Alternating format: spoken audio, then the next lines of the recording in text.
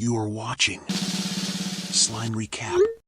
In this story, our main character Quinn is just a level 1 student at a brutal military academy. He has no superpowers, no special status, and gets bullied by almost everyone. The academy follows one rule: the strong can do whatever they want. Quinn's life has been hard ever since he lost his parents in a war. They served the government and died in battle, leaving Quinn behind with nothing but a strange, sealed book, their last gift to him. No matter how much he tried, he could never open it, until one day, by accident, a drop of blood from his nose falls on the book, and that's when everything changes. The book suddenly activates and fuses into his body, unlocking a secret power, the vampire system. In this world where people are born with just one skill, Quinn gains the power to unlock more and keep leveling up. This is the story of how a powerless boy begins his rise, from the academy's weakest to something truly terrifying.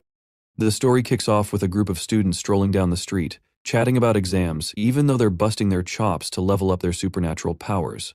One of the girls claps back, saying basic education still matters since not everyone's gonna hit the jackpot with powers. She adds that most students can't even afford a power book, unless the government hands one out after joining the military academy. Hearing that, one boy rolls his eyes and says those freebie books are total garbage, with no decent skills. Another dude jumps in, saying the real lucky ones are those born with supernatural powers. Because of them, others even got to use powers at all. But the first guy isn't having it and snaps back, saying those power kids didn't exactly do it out of kindness. When the Dalki came knocking, they had no choice but to step up, or everyone would have been toast. As the three students pass a girl standing on the sidewalk, they keep blabbing about powers while she silently waits for someone. Just then, her eyes land on Rayleigh, a fellow student. The crowd also takes notice, whispering about how he's not just a pretty face, but the only guy who's reached level 4, major flex. As Rayleigh walks past, the girl stops him and casually asks if he's free for dinner. Rayleigh says he is, but before anyone can react, a boy comes sprinting down the street like he's late for his own anime arc. Two guys chase after him, yelling for him to stop. The running boy glances back, shows the middle finger, and keeps going. But plot twist, he looks forward and sees Rayleigh standing right in front of him. Too late. He crashes into Rayleigh like a flying potato and hits the ground. As he scrambles to stand, the girl rushes over, looking worried, and asks if he's okay. Before he can say anything, the two chasers catch up and start beating the snot out of him. The girl looks freaked, and Rayleigh notices she's clearly uncomfortable watching the beatdown. Without saying a word, he steps in and uses his magic power to launch the guy being attacked a few meters away from his bullies, yeeting him away with swag. As the boy hits the ground, he tries to get up, but the chasers just snicker and mock him, warning him to stay in his lane. Without a care, they stroll off behind Rayleigh and the girl, acting like they just finished a side quest. Meanwhile, the boy slowly gets to his feet, thinking how this nonsense happens every single day, same old bullying, different morning. The crowd watches him for a second before the whispers begin. Some call him an idiot, others chuckle and point, realizing he's that unlucky dude from their class, Quinn. He doesn't react. He just keeps walking, dragging his feet like a tired NPC, thinking how in this messed up world, not having supernatural powers feels like a crime. He heads straight home, eyes dull, brain fried. As he walks, his mind drifts back to the only thing his parents left him: a power book. 6 years ago, when he was home alone, two strangers had shown up at the door. Quinn had opened it thinking it might be delivery or some random scam. Instead, the men handed him the power book and dropped a bomb. His parents had died fighting in the Dalki War. Now, inside his room, he stands like a statue, staring at the book like it just called him ugly. It's all he's got left, and yet he can't even open the dang thing. He gives it another try, but no dice. He sighs, realizing he might just have to settle for the government-issued starter pack from the academy. Suddenly, blood drips from his nose like a leaky faucet. He curses under his breath, wipes it off quickly, and notices some of it has landed on the book. As he wipes it off, something weird starts happening. The power book changes colors, like it just glitched, and then begins to glow with this wild red energy. Quinn freezes. His brain screams, "What the heck?" Before he can even blink properly, the red energy shoots straight into his head like a USB download gone rogue. He's too stunned to move. Moments later, all the red light is inside him, and his head feels heavier than a boulder. Then, a small notification pops into view. New ability unlocked, Vampire. But before he can even read the rest, his head spins like a busted fan, and he blacks out and faceplants the floor like a dropped sandwich. The scene flashes back to the past, where little Quinn watches some kids playing happily. He walks over and asks if he can join their game too, but instead of a friendly reply, the kids bolt, yelling that orphans have no manners and they don't want to play with someone like him. Ouch. Right then, the two soldiers who gave him the tragic news about his parents appear behind him like nosy pants ghosts. Both of them holds up a mirror, saying his parents died in the war. But when Quinn looks at the mirror, he doesn't see himself. He sees a monster staring back. Suddenly, his eyes snap open. It's just a dream, but before he can chill, someone starts banging on his front door. A voice shouts that if he doesn't open up before the count of 3, there'll be consequences. As the voice starts counting, Quinn rushes to the door, swings it open, and finds Sergeant Griff standing outside. Griff asks what took him so long. Quinn quickly apologizes, saying he overslept and didn't hear the banging. The sergeant scowls and points at the vehicle parked outside, warning that if Quinn isn't ready in 2 minutes, they'll leave without him. Quinn starts to panic. He remembers falling asleep while looking at the ability book and rushes inside. His eyes fall on his broken spectacles on the floor. As he picks them up, he realizes something strange. He can see perfectly fine without them. Before he can think more about it, Griff shouts again, telling him to hurry up. Quinn packs his bag quickly and runs out, still apologizing. He climbs onto the bus and spots Rayleigh sitting right up front. The seat beside him is empty, so Quinn politely asks if he can sit there. Rayleigh, without even looking at him, says the seat is already taken. Quinn doesn't argue. He knows how this nerdfest works. He looks around the bus and soon realizes every seat is already occupied. He stands there for a few seconds, unsure of what to do. Just then, a hand waves from the last row. Someone gestures for Quinn to come over and sit beside him. Quinn walks toward the seat, quietly appreciating the guy's friendliness. As he sits down, the boy introduces himself as Wooden. Quinn gives a small smile and introduces himself as Quinn Talon. Suddenly, a small flying creature appears beside him, accompanied by a status panel. Quinn stares at it in confusion, trying to understand what just happened. The moment turns a bit awkward when Quinn asks Wooden if he can see the flying creature beside him. However, Wooden becomes confused, and the situation becomes even more awkward until Wooden breaks the silence by asking what Quinn's ability is.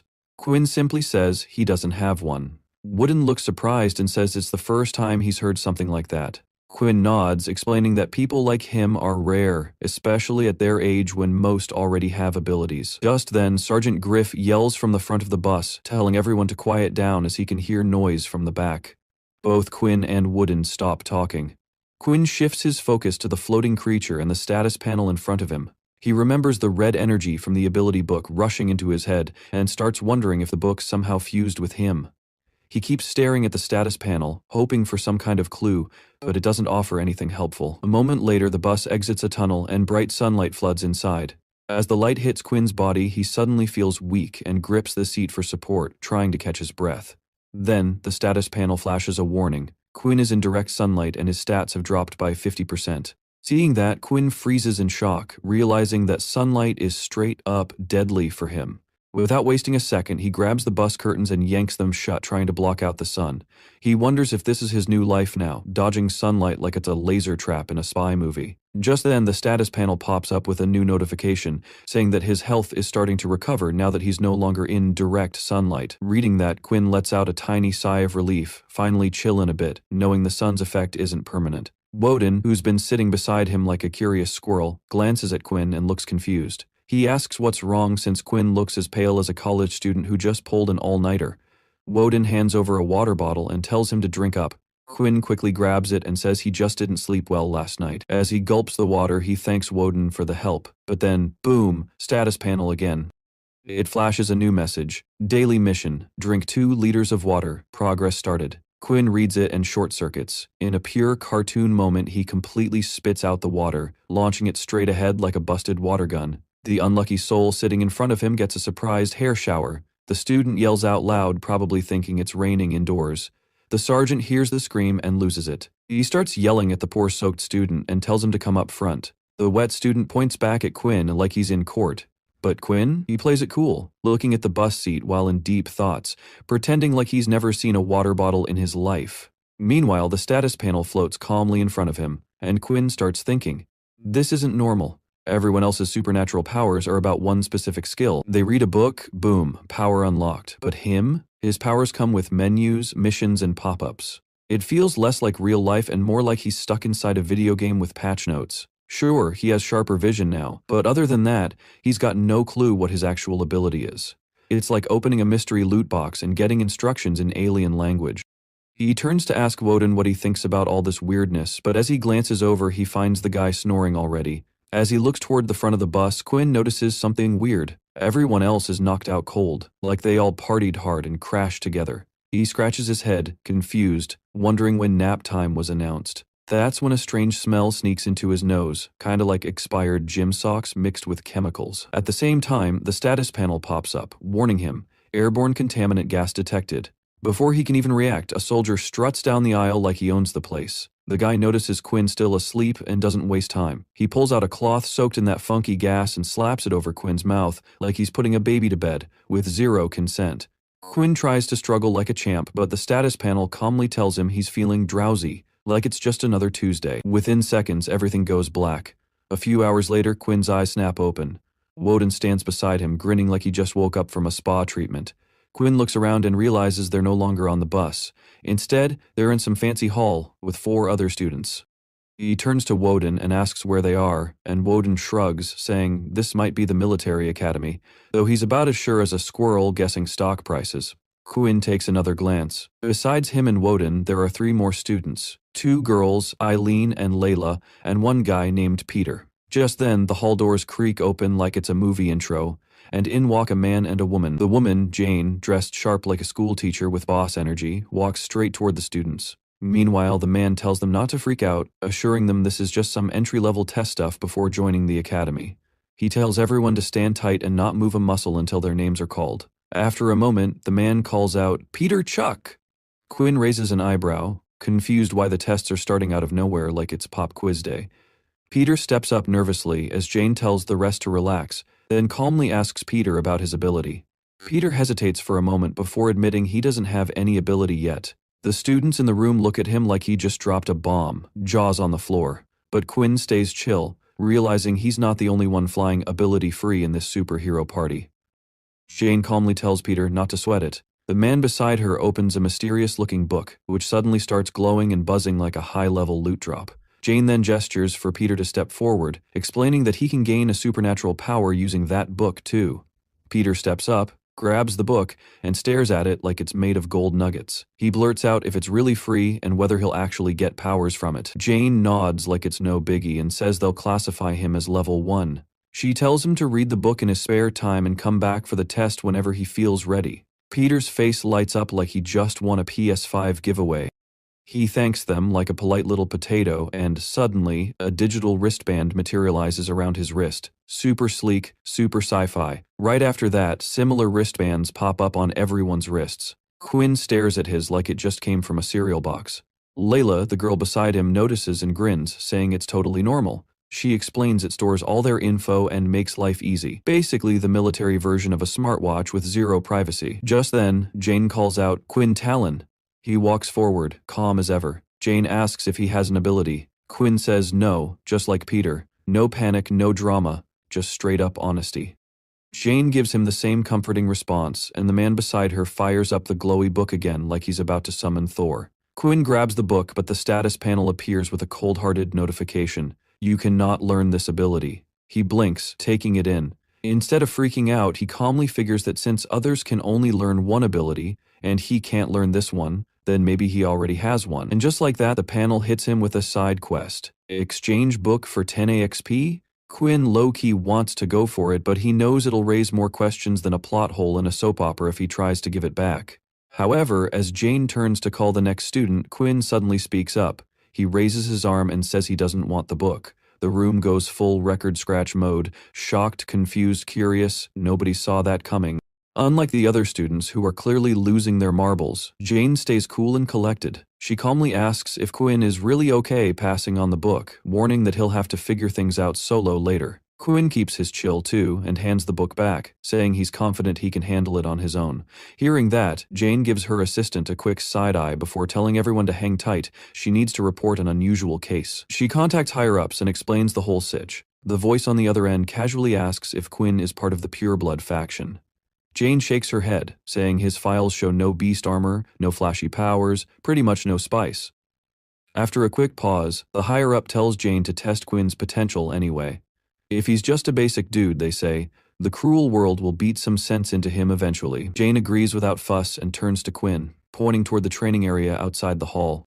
Since he ditched the book, they're going straight into a test. No warm-up, no cheat codes. Once outside, Jane steps aside and tells Quinn to destroy 3 bots standing ahead of him. But Quinn's body is already throwing in the towel. He feels like a half-dead potato. His legs wobble, vision goes fuzzy, and he's running on fumes. Still, he squares up, knowing he's got zero choice but to try his best and destroy the bots as quickly as possible. As he dashes forward and starts throwing hands, Jane's jaw almost hits the ground. The dude's punches are so weak it's like watching a wet noodle in a fist fight. A few clunky seconds later, Quinn somehow manages to take down all 3 bots and stands there, panting like he just ran a marathon with a backpack full of bricks. Jane turns around without much drama and announces that Quinn's power ranks as a level 1 user. He checks his digital wristband, which confirms the sad truth. Level 1. Total rookie mode. As he walks back toward the shade, he realizes how much sunlight messes with his stats. The whole sunburned vampire lifestyle is seriously cramping his style. Just then, Jane calls out Layla while Woden stands next to Quinn and hands him a water bottle, telling him not to stress since he's got 2 whole years to level up. Quinn takes the bottle and gulps the water down like he just came out of a desert. Meanwhile, Jane casually asks Layla about her ability. When Layla reveals it's a psychic ability, Woden looks a little thrown off, saying he totally thought she was a pureblood. That makes Quinn scratch his head and ask what the whole pureblood thing is about. Woden explains that purebloods are a bunch of people who strongly oppose supernatural powers. According to them, the world's obsession with flashy abilities is just messed up thinking. He adds that this powers are everything mindset is what's causing all the chaos and social drama nowadays. While Layla starts her test, Woden keeps going, saying purebloods focus on beefing up their bodies with extreme training and creating beast armor weapons to fight the Dalki race, without relying on fancy powers. Hearing all that, Quinn sneaks a look at Layla and figures the beast bone bow and arrow she's carrying must be why Woden assumed she was one of the purebloods. After the test ends, Jane announces Layla as a level 2 ability user.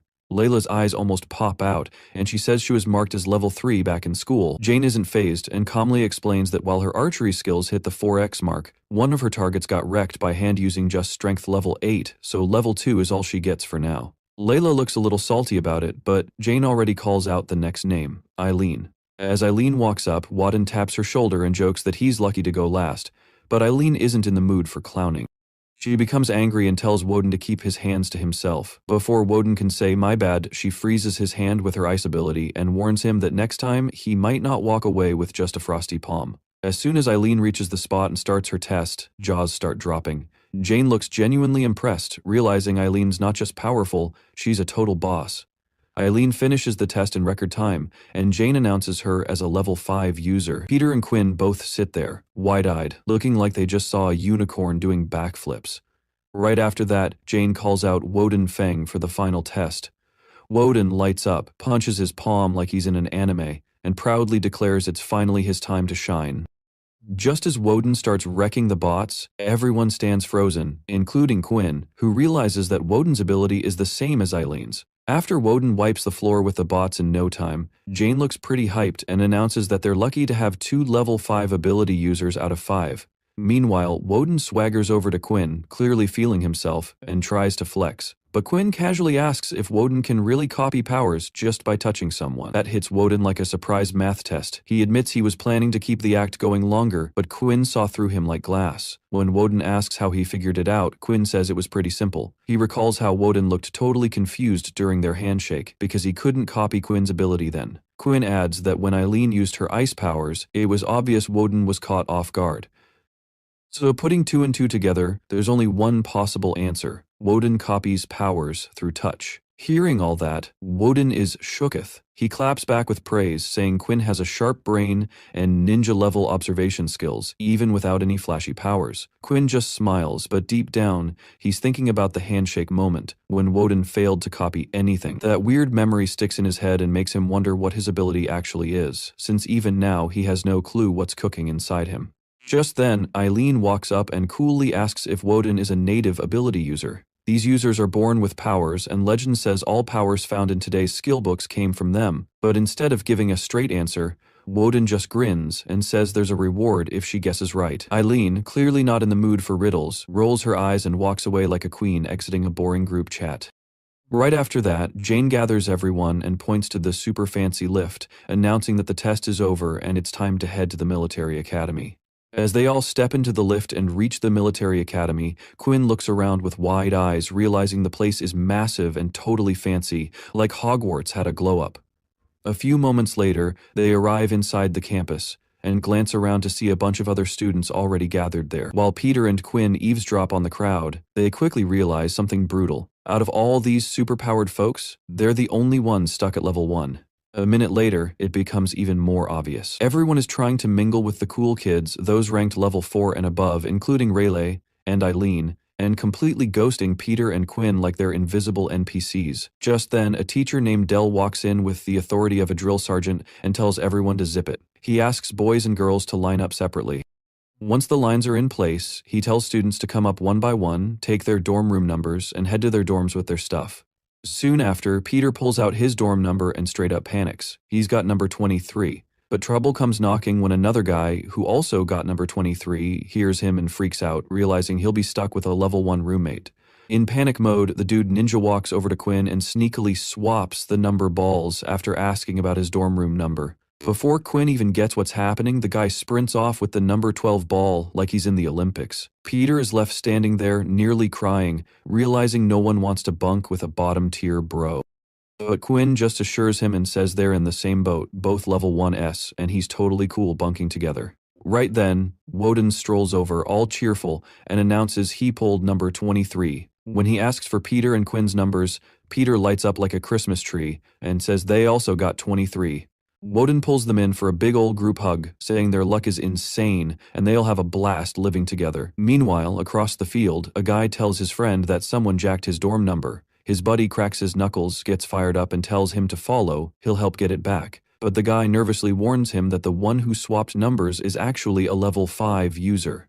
Back on the other side, Woden just grins like a cat who stole the cream, chilling with Peter and Quinn. Because truth is, he switched things on purpose just to stay with them. Worden, who somehow manages to sneak off, with Peter and Quinn as all three reach their dorm room safe and sound. After tossing their stuff around and settling in, Worden glances at Peter and casually asks if he wants to tag along for some fun since they've got the rest of the day free to chill. But Peter, already nose deep in the fancy power book he got from the officials, quickly says no. He wants to finish unpacking and dive into his shiny new skill book first. Seeing that his party invite just got rejected, Worden turns to Quinn and asks if he's up for it. Quinn pauses for a second, then nods, saying he wants to check out the library. What he doesn't say out loud is that the real reason is his weird ability, which he still doesn't fully understand. He hopes the library has enough juicy intel to help him figure it out. Worden lights up like a kid in a candy store and agrees right away, saying it's been ages since he cracked open a book, and this is a good excuse to finally touch one again. A few moments later, they walk into the library together and Quinn is instantly shook. The place is packed, way more people than he expected for a place full of books. But as he walks in further, he realizes something odd. He can see everyone's lips moving, but he can't hear a single word. It's like someone hit the mute button on the whole building. As they reach a nearby desk, Worden points to a weird-looking device sitting there and jokes that since Quinn went to public school, he probably has no clue what it is. He explains that just touching the device activates a soundproof space so people inside can gossip, whisper, or spill tea without disturbing anyone else. Worden touches it, and Quinn sees it working for the first time. His eyes go wide like it's some magic show. He admits it's his first time seeing anything like that. As they sit down, Worden glances at Quinn's pile of books and raises an eyebrow. It's a whole book fiesta stacked next to him. Curious, he asks if Quinn is doing some heavy research or just flexing his inner bookworm. Quinn simply says that since he didn't take the freebie skill book from school, he wants to explore what kind of flashy powers are out there. He hopes to find a power that fits him better, like picking the right flavor from a superhero buffet. Hearing that, Worden cracks up and says he honestly thought Quinn wanted to join the fancy Pure Blood squad, but it turns out the dude just didn't want to end up as some government's loyal puppy. That makes Quinn raise an eyebrow. He asks what Worden means by military dog. Worden looks at him like he just asked if the moon is made of cheese. He asks if Quinn seriously doesn't know what that means.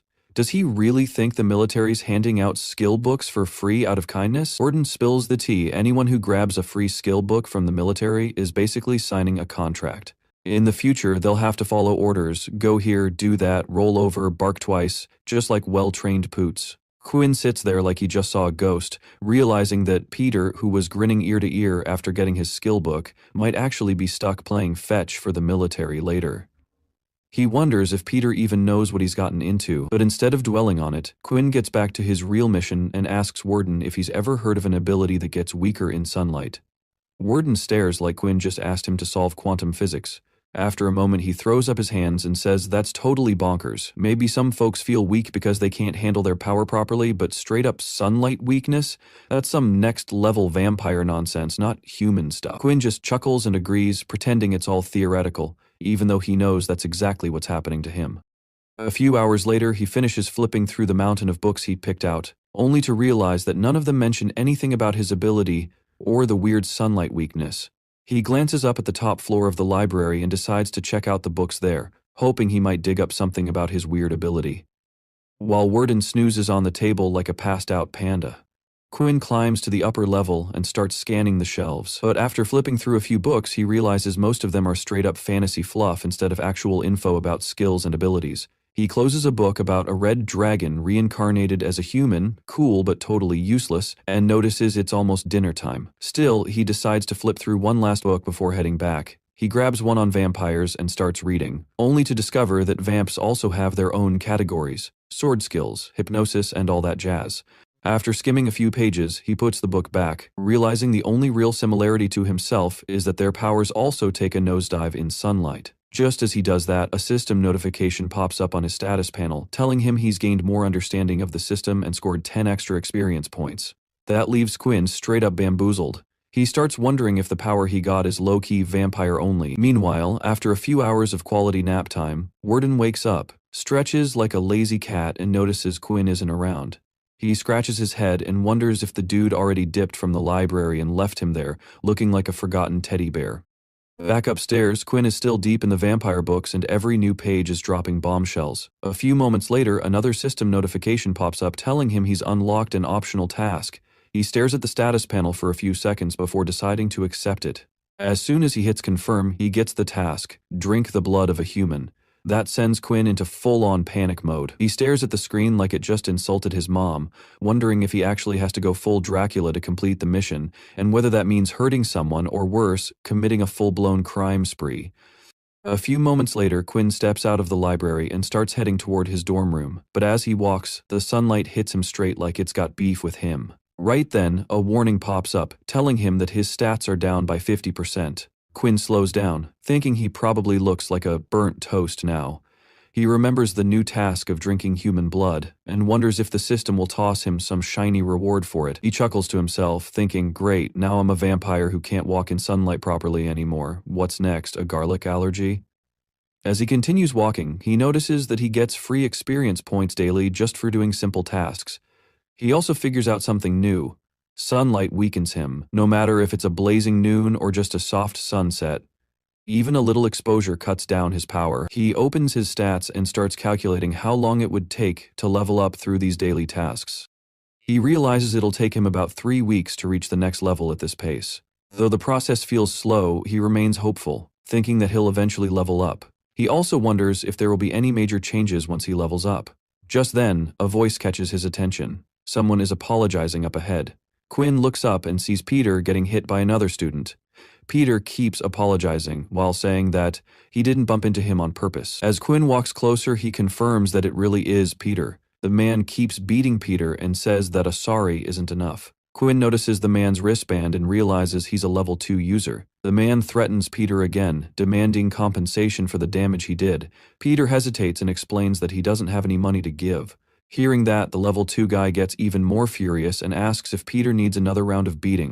Quinn grows frustrated, thinking that this guy, though just level 2, acts like he owns the world. He understands the type, those who only pick on weaker people. An idea pops into Quinn's head as he calmly walks toward them. As soon as he's close enough, Quinn pretends to trip and bumps into the man. The guy falls down and angrily tells Quinn to watch where he's going. But Quinn stays cool and apologizes, saying he has a strange habit of tripping on flat surfaces.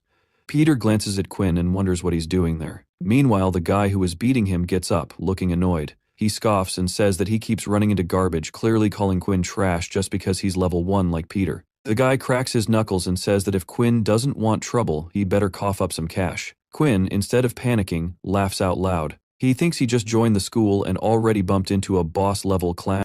He expected to deal with this kind of joker after a few days, not right at the welcome party. He adds that it's surprising to meet someone who acts tough only around the weak, but probably cries when facing the strong. Peter watches and wonders what Quinn is up to, since it looks like he's asking for trouble. The man ignores Quinn's words and steps forward with a smug face, asking what Quinn plans to do now. At that moment, Quinn gets a system notification. It says the enemy's ability has been activated, and to counter his ability, Quinn's combat mode is now on. Quinn feels confused since it's his first time using it, but the confusion quickly turns into excitement. He finally has a real fight to test his skills. Another notification appears, telling him there's a system task. His first battle, defeat the opponent in his first battle and earn 50 experience points. Quinn smiles, thinking that if he wins, his level up will come sooner than expected. He boldly provokes the man and invites him to start the fight. Peter on the side stays confused, wondering why Quinn is picking a fight with someone above his level. Without warning, the man uses his ability, his hands turn into tiger claws, and his speed increases. He charges at Quinn. Quinn tries to dodge but takes a hit on his forearm. Still, he counters with a solid punch that pushes the guy back a few meters.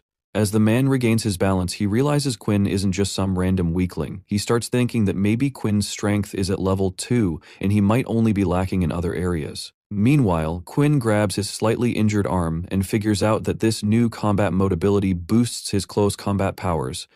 He now feels confident that even against a level 2 opponent, he actually stands a real chance of winning. On top of that, he thinks about the girl he met during the entrance exams, the one who had only 8 strength points but was still rated as level 2. Quinn now realizes that when he isn't exposed to sunlight, all his base stats stay at 10, meaning he should also count as at least level 2. He calls himself a shadow boss in disguise and chuckles, thinking the sun's been nerfing him like a cheap game bug. He feels like a superhero with a solar weakness. With that thought, he rushes towards the man who also charges at him without backing off. Quinn swings his arm to attack, but the man dodges and slices Quinn's shoulder with his sharp claws. The guy laughs, thinking Quinn lacks speed, which is why he's still stuck at level 1. Without giving him any time to recover, the man strikes again.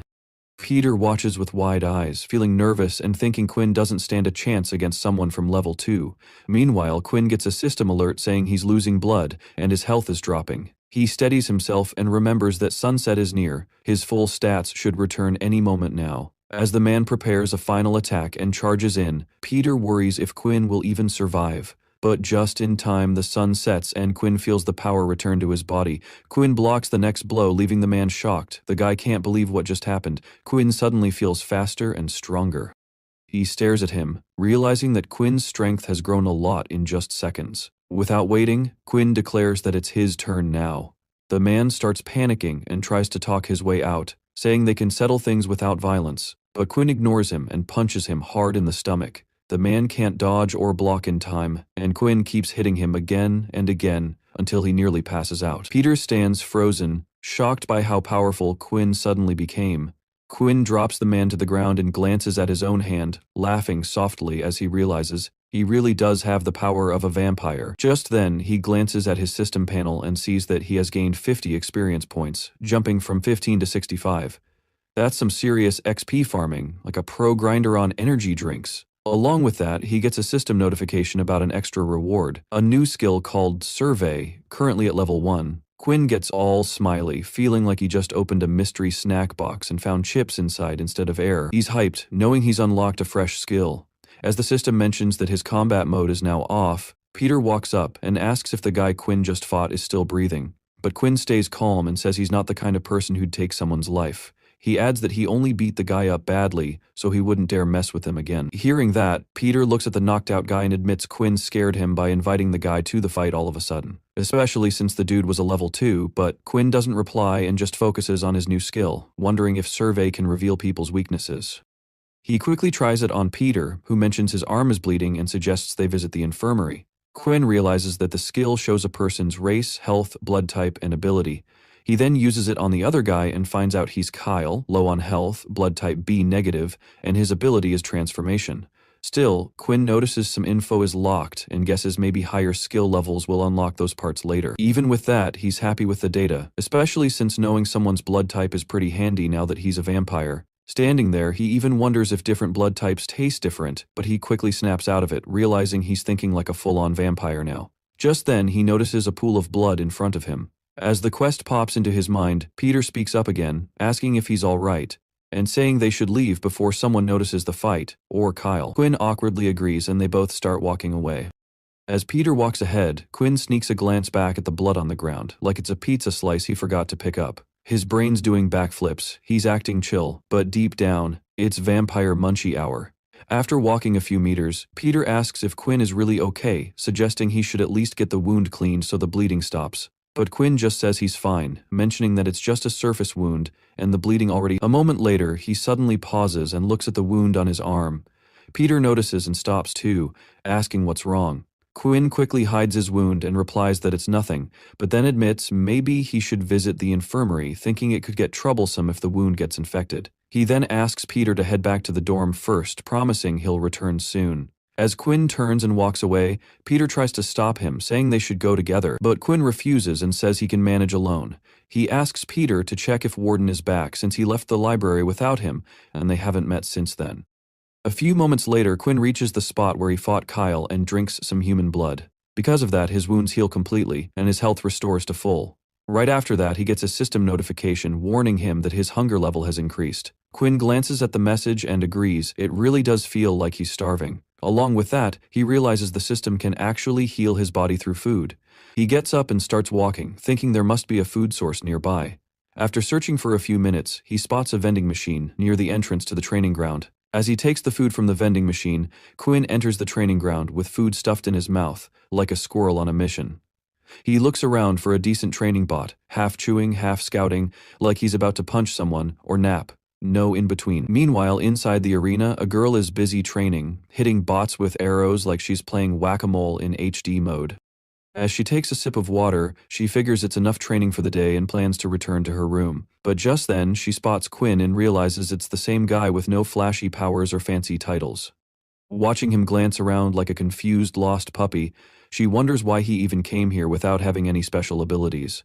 While thinking if he's here to test his raw strength again, she sees Quinn standing in front of the bots. He takes off his jacket and casually tosses it on the ground.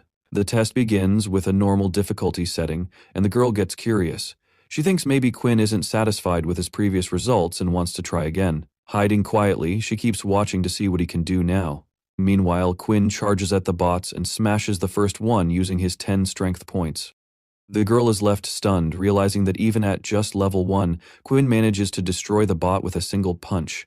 Right after that, he quickly stops his momentum using swift footwork and turns toward the remaining 2 bots.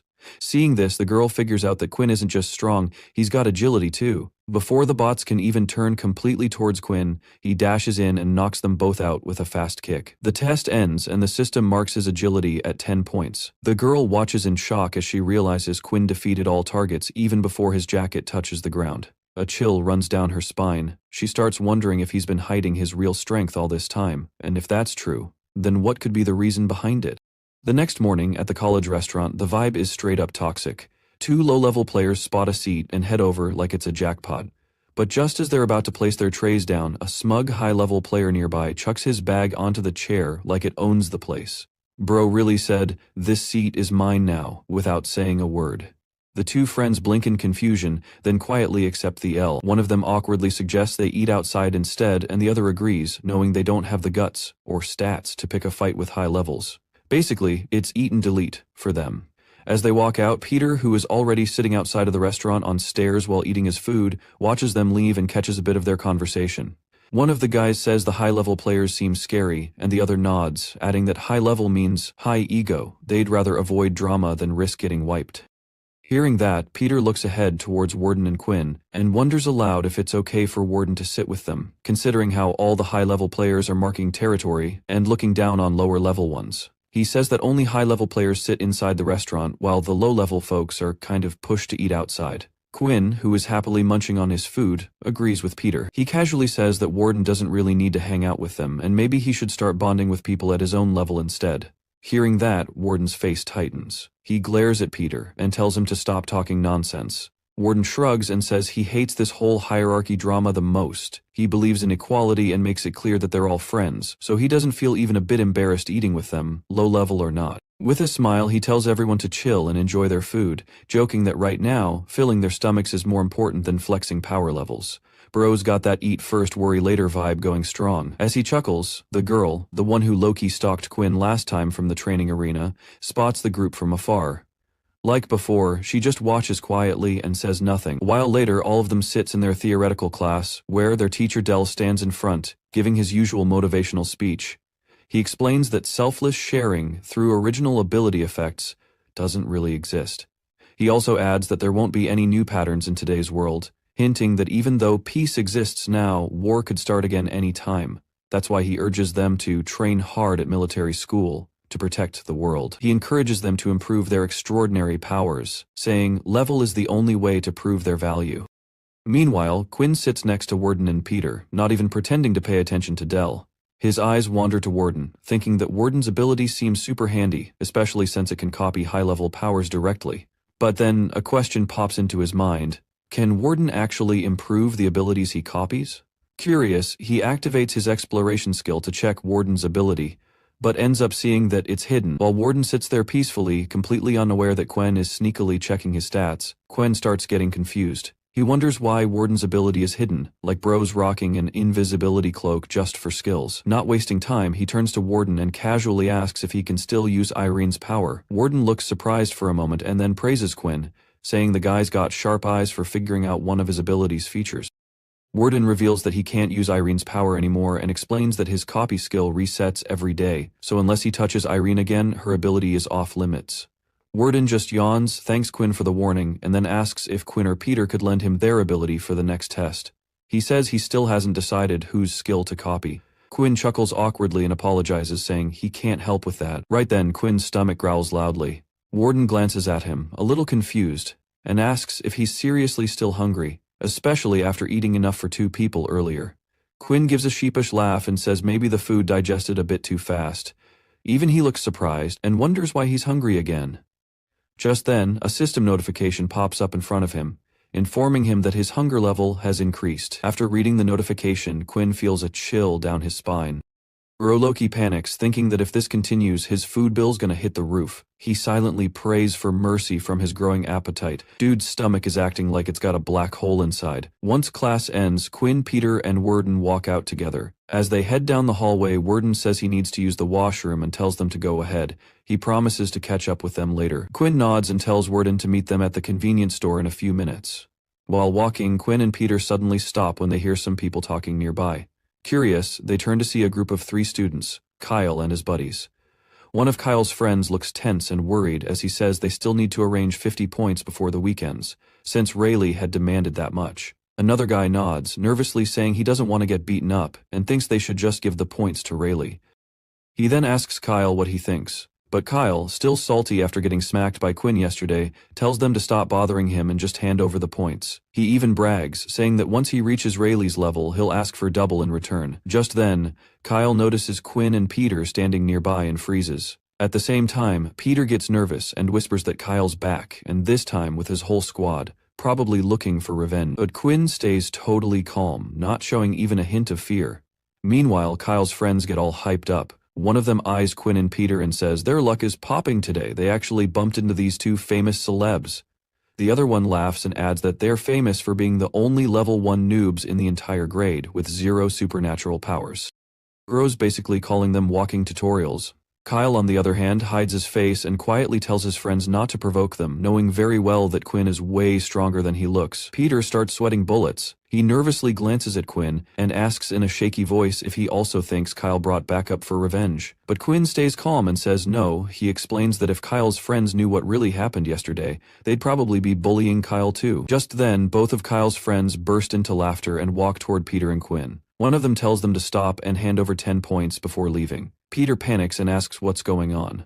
The other one smirks and says they know Quinn and Peter are still level 1 with barely any points, so they're being generous by asking for only 10. Surely they can afford that much. Hearing that, Peter tries to stop them, saying that his monthly living expenses barely cover this many points. Basically, Bro's budget is allergic to spending. But unlike Peter, Quinn stays cool and cold as ice. He looks at them and asks if they even know him, and why he should give his points to some randoms.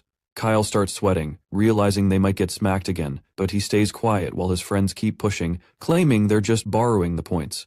Yeah, right, friendly neighborhood robbers.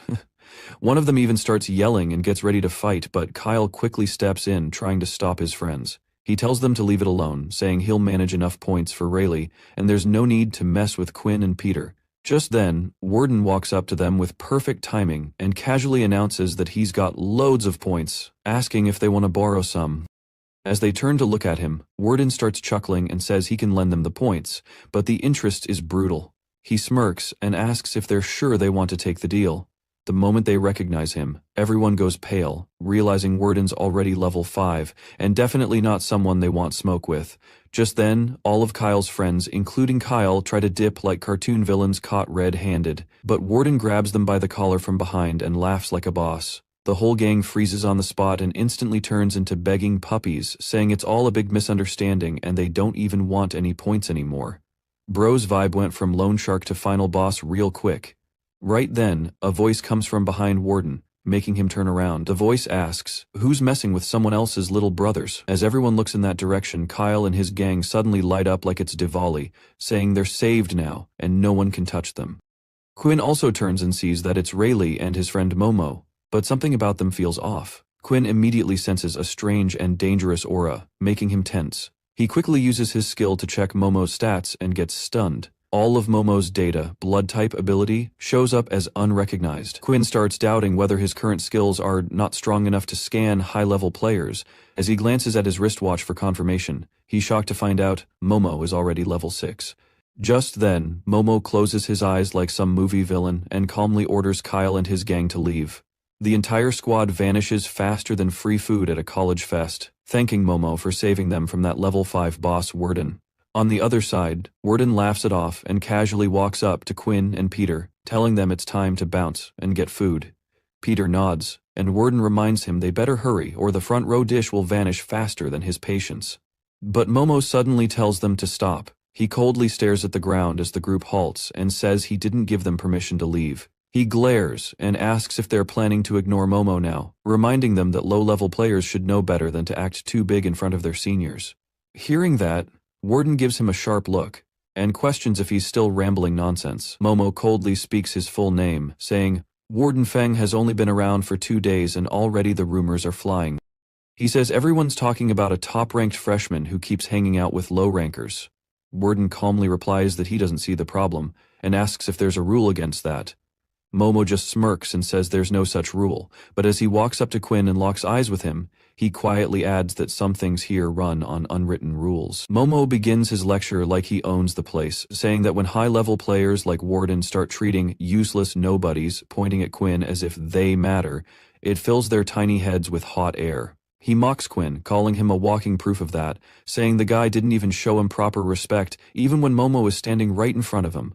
Bro really thinks he's some final boss. Quinn, though, stays cool as a fridge, silently staring at Momo without flinching. Momo continues, saying that in a world where only the strong survive, weaklings start chasing equality just because someone's being kind to them. He lets out a wicked laugh, saying he can't wait for the next battle, because that's when he'll clear out the trash like Quinn without feeling guilty. He declares that war is the best.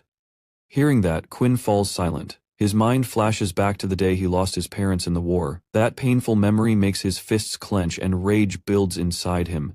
He wonders how anyone could say war is the best. Without a word, he charges at Momo, ready to strike, but before his punch lands, Rayleigh steps in. He activates his power and blocks Quinn's punch effortlessly. Before Quinn can react, Rayleigh gathers energy in his other hand and counters with a clean hit.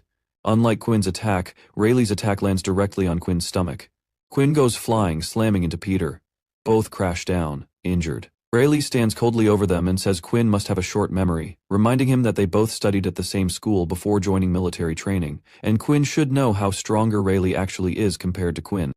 Momo laughs and mocks Quinn, saying the guy clearly thinks he's some kind of superhero for trying to punch someone way out of his league. Bro's acting like he's the final boss with cheat codes. Just then, Warden, not one to hold back, dashes toward Rayleigh and asks if Momo thinks the same for him, since Warden's no small fry either, being a level 5 player. He claims he's no side character here. Warden tries to punch Momo with full confidence. However, before his punch can even come close, Momo moves like lightning and dodges it effortlessly, leaving Warden completely stunned. Realizing that his attack missed so badly, Warden glances at Quinn and Peter in frustration and says he refuses to believe Momo is actually this strong. Quinn quietly gets up and asks Warden to stop, knowing full well that both Momo and Rayleigh are far stronger than them. When Warden tries to argue, Quinn calmly shakes his head, and silent he accepts that he acted too impulsively. On top of that, he knows that he don't have any backup since Warden doesn't even have a working ability right now, so charging in like that is basically suicide. Meanwhile, Momo starts walking away. He glances back at them with a smirk, saying that he never planned on fighting today and they should treat this as a friendly little warning. Rayleigh also throws a cold glance their way, while Momo adds that there are some people in this school even the military doesn't dare mess with. He ends with a final warning, saying that it's better to stay away from certain groups if they want to stay alive, otherwise one day, they won't even know how they lost their lives. Hearing that, Warden gets mad, while Quinn and Peter just stand there like two statues, knowing full well that Momo and Rayleigh are way out of their league. Bro's fists are ready, but their XP isn't. A few moments later, the trio gathers inside a quiet room. Peter speaks first, asking if Momo really meant it when he said no one cares what goes down in a military academy. Quinn nods and admits that he fears it might actually be true. Warden agrees too, and explains that the school won't interfere, since letting students fight benefits them. He adds that in this brutal setup, the only way for weaker people to grow stronger is by joining the army. Quinn supports that and says there's one more benefit. For players, they can earn more resources and even get military training. But then he adds seriously that the trade-off is harsh. Whenever the military calls, they have to go to the battlefield, no questions asked. After saying that, he turns to Warden and suggests that from now on, Warden should stay away from them. Hearing that, Warden looks shocked and asks why, wondering if Quinn is just giving up because of what Momo and Rayleigh said. He says they don't have to obey those guys blindly. Quinn stays serious and explains that even though he knows Warden wants to help, he also needs to understand that some forces are beyond their control. He says whenever they break rules set by high-level players, people may not mess with Warden, but Peter and Quinn will end up as thorns in loose. Even after that, Warden stays firm and says he can protect them, but Peter calmly interrupts, saying that the best way to protect them is by keeping his distance. Hearing that, Warden stands frozen like someone just unplugged his brain. Bro looks so shocked, it's like someone told him pizza got banned. Peter notices this and quickly agrees with what Quinn said, thinking it'll calm things down, but it only makes things worse. Warden's face turns red like a tomato in rage mode. Peter, sensing that drama's about to hit the fan, tries to explain himself, but before he can say much, Warden turns around sharply, mutters that they should stop talking, and storms out of the room, saying he'll stay away from them since that's clearly what they want. As he leaves, Peter quietly watches him go, and admits that Warden looked seriously sad, like a kicked puppy.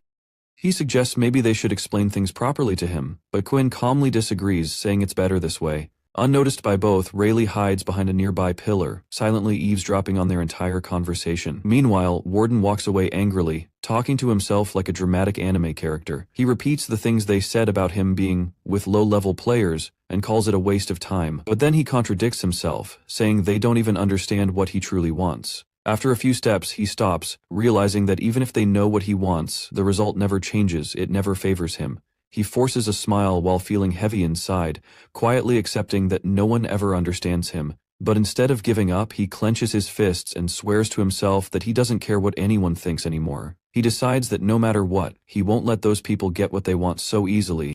On the other hand, Rayleigh, who is sneakily waiting like a budget villain in a low-budget drama, finally makes his move. The guy charges in and smacks Quinn with a clean hit, sending him flying like a paper plane in a wind tunnel. Peter glances at him, low-key panicking, wondering if Quinn's still breathing or just pretending to be a statue. As Quinn hits the ground, Rayleigh coldly mutters, "Superfluous resistance," like he's auditioning for a villain monologue contest. Just as Quinn tries to get up, Rayleigh casually snatches Quinn's watch and uses it to transfer 17 points straight from Quinn's account.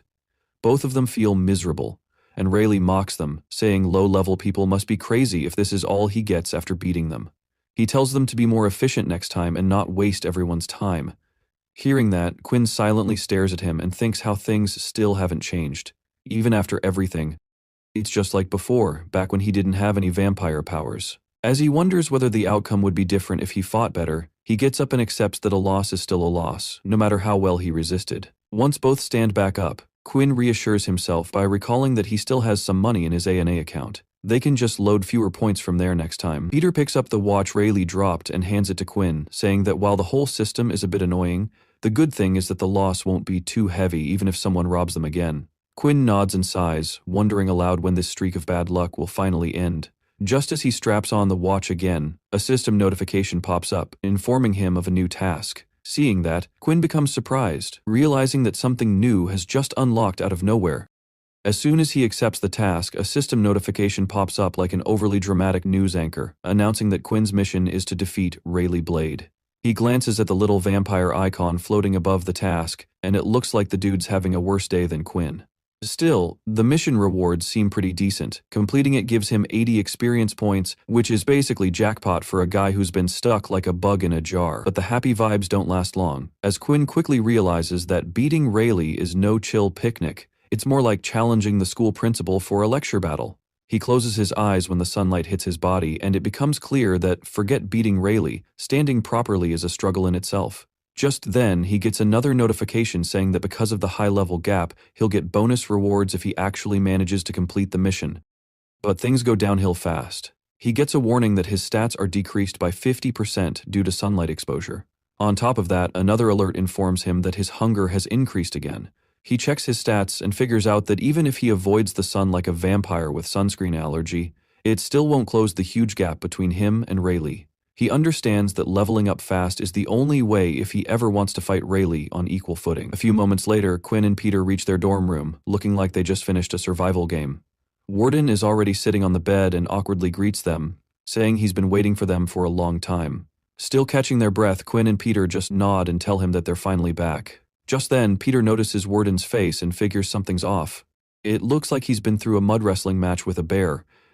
His face is slightly bruised and covered in dirt. When Peter asks about it, Warden just grins like nothing happened, and tells them not to worry. He casually adds that he gave the other guy a good beating first, then changes the topic by asking if they won their fight. As Peter starts explaining, Quinn cuts in with a laugh and says nothing serious went down. He jokes that they had a luxurious meal together and treated themselves at Merge. Hearing that, Warden stands up, walks over to the wardrobe, and starts pretending to act chill. He smiles and says it's good they had fun, asking them to take him along next time they go out to eat. While Warden is busy pretending everything's fine, Peter quietly leans toward Quinn and whispers if he doesn't plan on telling Warden what really happened with Rayleigh. Quinn whispers back that it's better to forget it, knowing Warden he won't let it go, and Quinn doesn't want him stressing over it. Just then, Quinn's stomach growls loudly like a hungry beast. Warden looks confused while Quinn scratches his head and laughs awkwardly, saying the fancier the food, the smaller the portion, it's totally normal to stay hungry. He also adds that his digestion works at lightning speed. Warden chuckles and unlocks his smartwatch, agreeing with the excuse. He suggests they head to the convenience store to grab something to eat, since it's close by. However, Warden suddenly transfers 10 points into Quinn's account, leaving him totally stunned like someone just handed him a pizza in an exam hall. He asks if Warden is seriously giving him those points, saying it feels a bit too much and kind of embarrassing to accept. But Warden stays firm and tells him not to turn it down, saying the points are just an apology for earlier that afternoon. He admits he can be a little stubborn sometimes, and asks them to just bear with him in the future. Hearing that, Quinn smiles and thanks Warden for the points with genuine appreciation. A few moments later, Quinn reaches the convenience store and starts looking around for something to eat. While scanning the shelves, he overhears two guys talking. One of them says he was scared out of his mind earlier and asks his friend if he noticed the look in Momo's eyes, adding that they're lucky Momo didn't do anything. His friend quickly tells him to lower his voice, warning that someone might hear. Quinn glances at them and recognizes them as the same two who were with Kyle that afternoon. He quietly focuses on their conversation and hears one of them whispering that Rayleigh told them to collect the points quickly, or else he wouldn't be able to protect them anymore. The other one agrees and says Kyle is such a coward that he even claimed he would go collect the money all by himself. His friend nods and adds that if this kind of thing keeps happening and they're not borrowing from others, no one can keep up with it. Just then, Quinn receives a system notification. It informs him about a new mission: to defeat any opponent. Seeing the side mission pop up, Quinn gets hyped like a broke guy spotting a buy one get 3 sale. He realizes the timing is perfect and the reward's not bad either, 50 experience points. For a moment, he thinks of using Kyle's buddies as free EXP snacks, but then shakes his head, thinking it'd be too sus to go at them directly. Just then, he notices a wolf mask hanging in the convenience store, and a genius-level plan pops into his head like popcorn in a hot pan. A few moments later, Kyle's friends are hanging around outside the convenience store in an amusement park-like area. Somehow, the two get separated. Quinn sees one of them wandering alone and starts trailing him. The guy suddenly feels something's off and gets spooked. He spins around and shouts out, asking who's behind him, but Quinn vanishes into the shadows. The guy looks around nervously and yells for whoever it is to stop playing around. That's when Quinn reveals himself, now wearing the wolf mask. The guy freezes, confused for a moment, thinking it's his friend pulling a prank, but then it hits him. This isn't anyone he knows. Terrified, the guy lets out a shriek and collapses in fear. Quinn quietly watches him and thinks to himself that this one was way too timid. He then looks around, wondering where the second guy went. Just then, the other one suddenly appears right beside him and asks who he is. Quinn doesn't respond, he just gives him a cold stare, knowing this is the perfect setup for his second hunt. No help is coming, and this guy's all his now. The moment the other guy spotted Quinn, he didn't bother with introductions or formalities. Without warning, he threw a punch straight at him, demanding to know who the hell he was. But Quinn, unfazed and calm, effortlessly dodged the attack. The stranger repeated his question, visibly agitated now, but Quinn kept his distance, studying him quietly. Without responding, he activated his vampire system and peeked at the man's status bar. According to the system, the guy's name was Charlie. He belonged to the human race, had a total HP of 15, and his blood type was O+. What caught Quinn's attention more than anything was Charles' ability. He possessed a wind element affinity. This wind ability was something unfamiliar to Quinn, and it piqued his curiosity. He found himself wondering just how dangerous it could be. Charles didn't wait around for explanations. He launched another barrage of punches, each of them infused with the slicing force of wind. Despite the enhanced attacks, Quinn kept dodging them gracefully, choosing silence over conversation. But as the battle dragged on, Charles' attacks grew faster and sharper. His rage seemed to fuel his movements, and eventually his speed reached a point where even Quinn miscalculated and failed to dodge in time. A sharp cut appeared across his shoulder, stinging with pain. It was in that moment Quinn realized something critical. This wasn't like dealing with his grandma's harmless punches. The wind element wasn't just flashy, it was lethal. He needed to be far more cautious. Meanwhile, Charles smirked, his confidence swelling. He declared that if Quinn wasn't going to speak, then there was no point in asking. According to him, he could figure everything out on his own.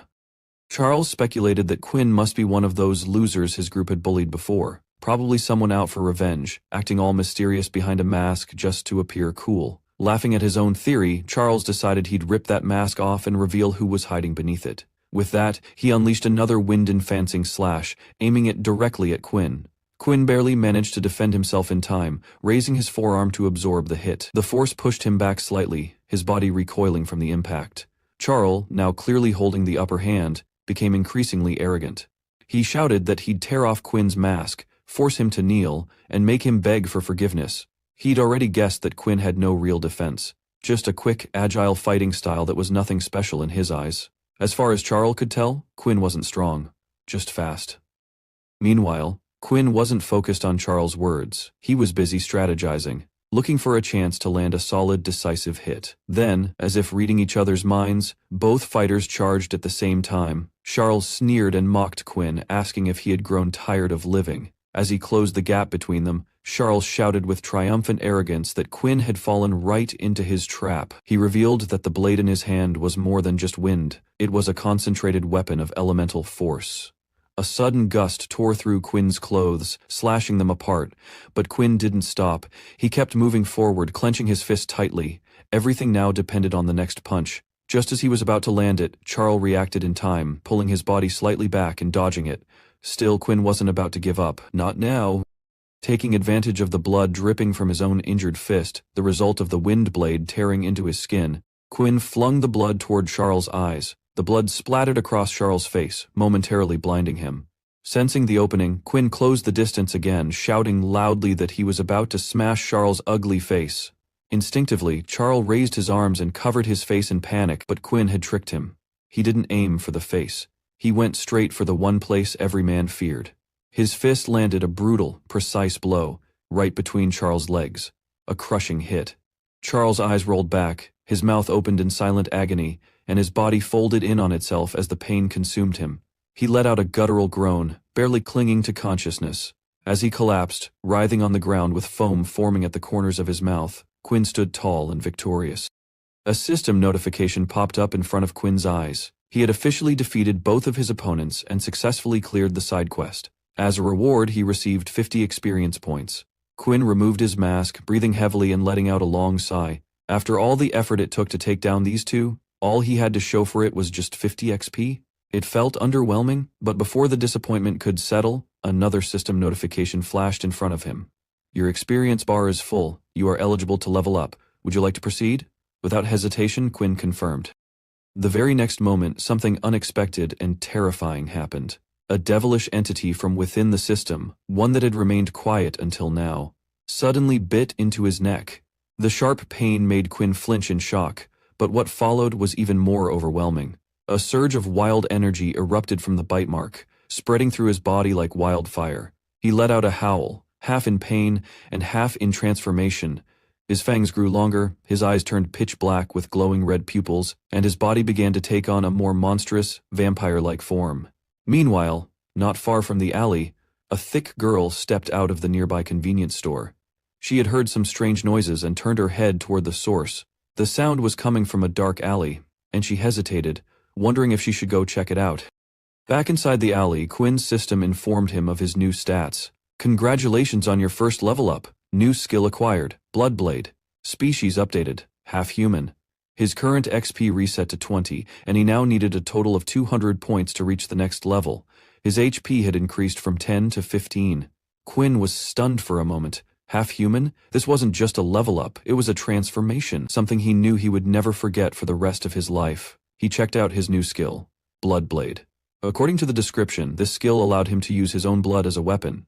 Each use would cost him 1 HP, and it had an effective range of 5 meters. By concentrating blood into his hand, he could launch a crimson-colored blade toward his enemies.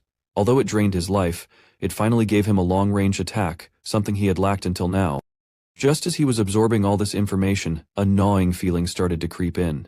He felt hungry, deeply, painfully hungry. A warning popped up from the system.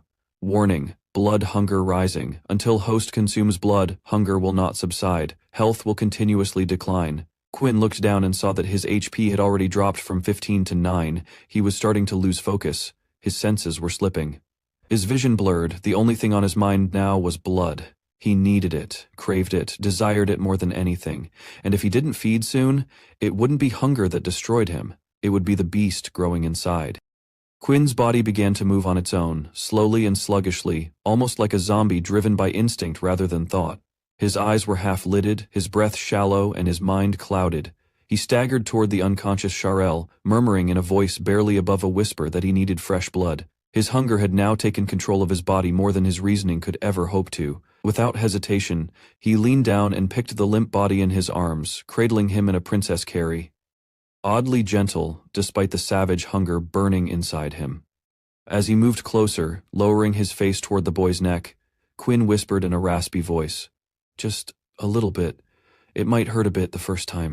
Unbeknownst to him, someone was watching. Hidden behind the bushes, the thick girl who had followed him stood frozen, her eyes wide. But she wasn't trembling from fear. No, her face flushed red in embarrassment. She had completely misinterpreted the scene. From her perspective, it looked like one guy was about to kiss another. Her imagination spun out of control as she silently questioned if this was about to turn into some steamy doggy-style moment right in the alley. But just as Quinn was about to sink his fangs in, a jolt of awareness snapped him back to his senses. His eyes widened in horror. What was he doing? Was he seriously about to suck a human's blood? He abruptly dropped Charles back to the ground, stepping away with a look of disbelief and guilt. His breathing quickened as he recalled this sensation, the exact same feeling he had experienced earlier. The truth slammed into him again. He was a vampire now, and his instincts were no longer fully under his control.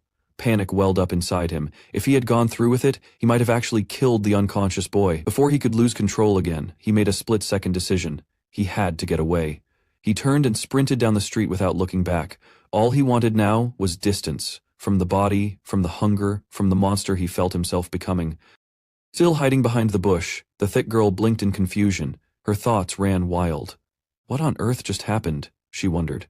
What was that guy? So strange. She hesitated only a moment before deciding she had to follow him. She didn't know why, but something about him felt important, maybe even dangerous, so she trailed behind him, keeping her distance. Quinn, meanwhile, had already covered a fair distance, but no matter how far he ran, the burning hunger didn't leave him. His HP had dropped again, now down to 8, and the system wouldn't stop buzzing in his ears with the same relentless warning. Blood required. Host in danger. Immediate consumption recommended.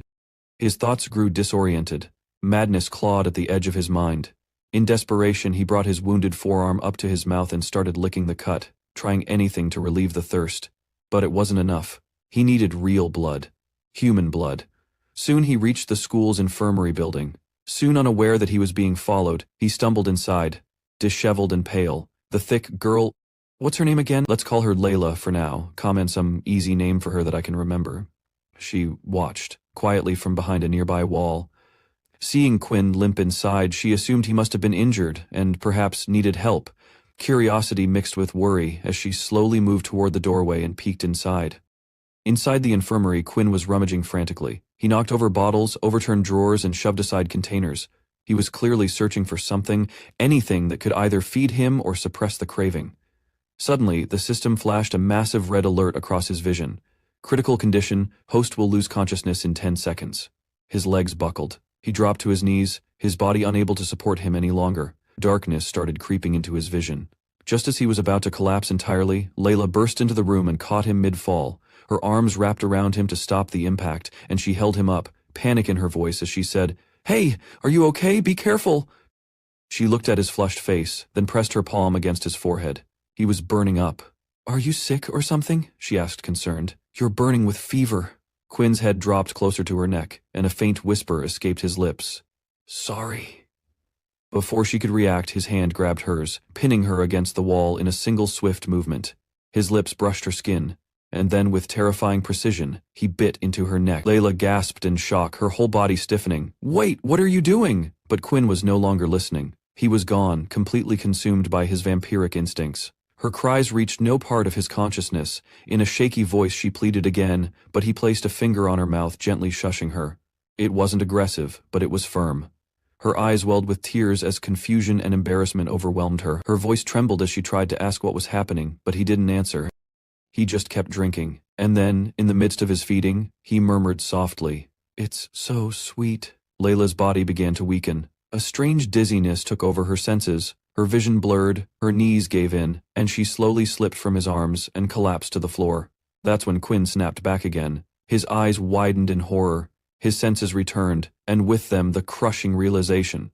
Had he really just sucked her blood? He looked at her pale face, motionless on the floor, and panic set in again. He knelt beside her, shaking her gently. "Hey, can you hear me?" he asked desperately. Then, without warning, the system chimed in again. "So, what else were you planning to suck? Blood requirement fulfilled, health recovery in progress." Quinn ignored the system's snarky tone and focused on the girl in front of him. Was she dead? He leaned down, placing an ear near her chest. Her heartbeat was weak, but still there. She was breathing. There didn't appear to be any life-threatening danger. Relieved but shaken, he gently picked her up and laid her on the infirmary bed, brushing her hair away from her face. He whispered, "Rest here. I'll go find a doctor." And then he bolted from the room, shouting down the hallway, "Doctor, someone's fainted!" Moments later, Mina slowly opened her eyes. Standing beside her was the school's physician, Dr. Haley, a calm and composed woman in her 30s. She smiled reassuringly. "You're okay. Nothing serious. You're just a little anemic." Dr. Haley scribbled something on her clipboard and said, "You probably overexerted yourself. Make sure you rest often and eat properly. I'll prescribe you some supplements." Layla blinked in confusion. "I fainted?"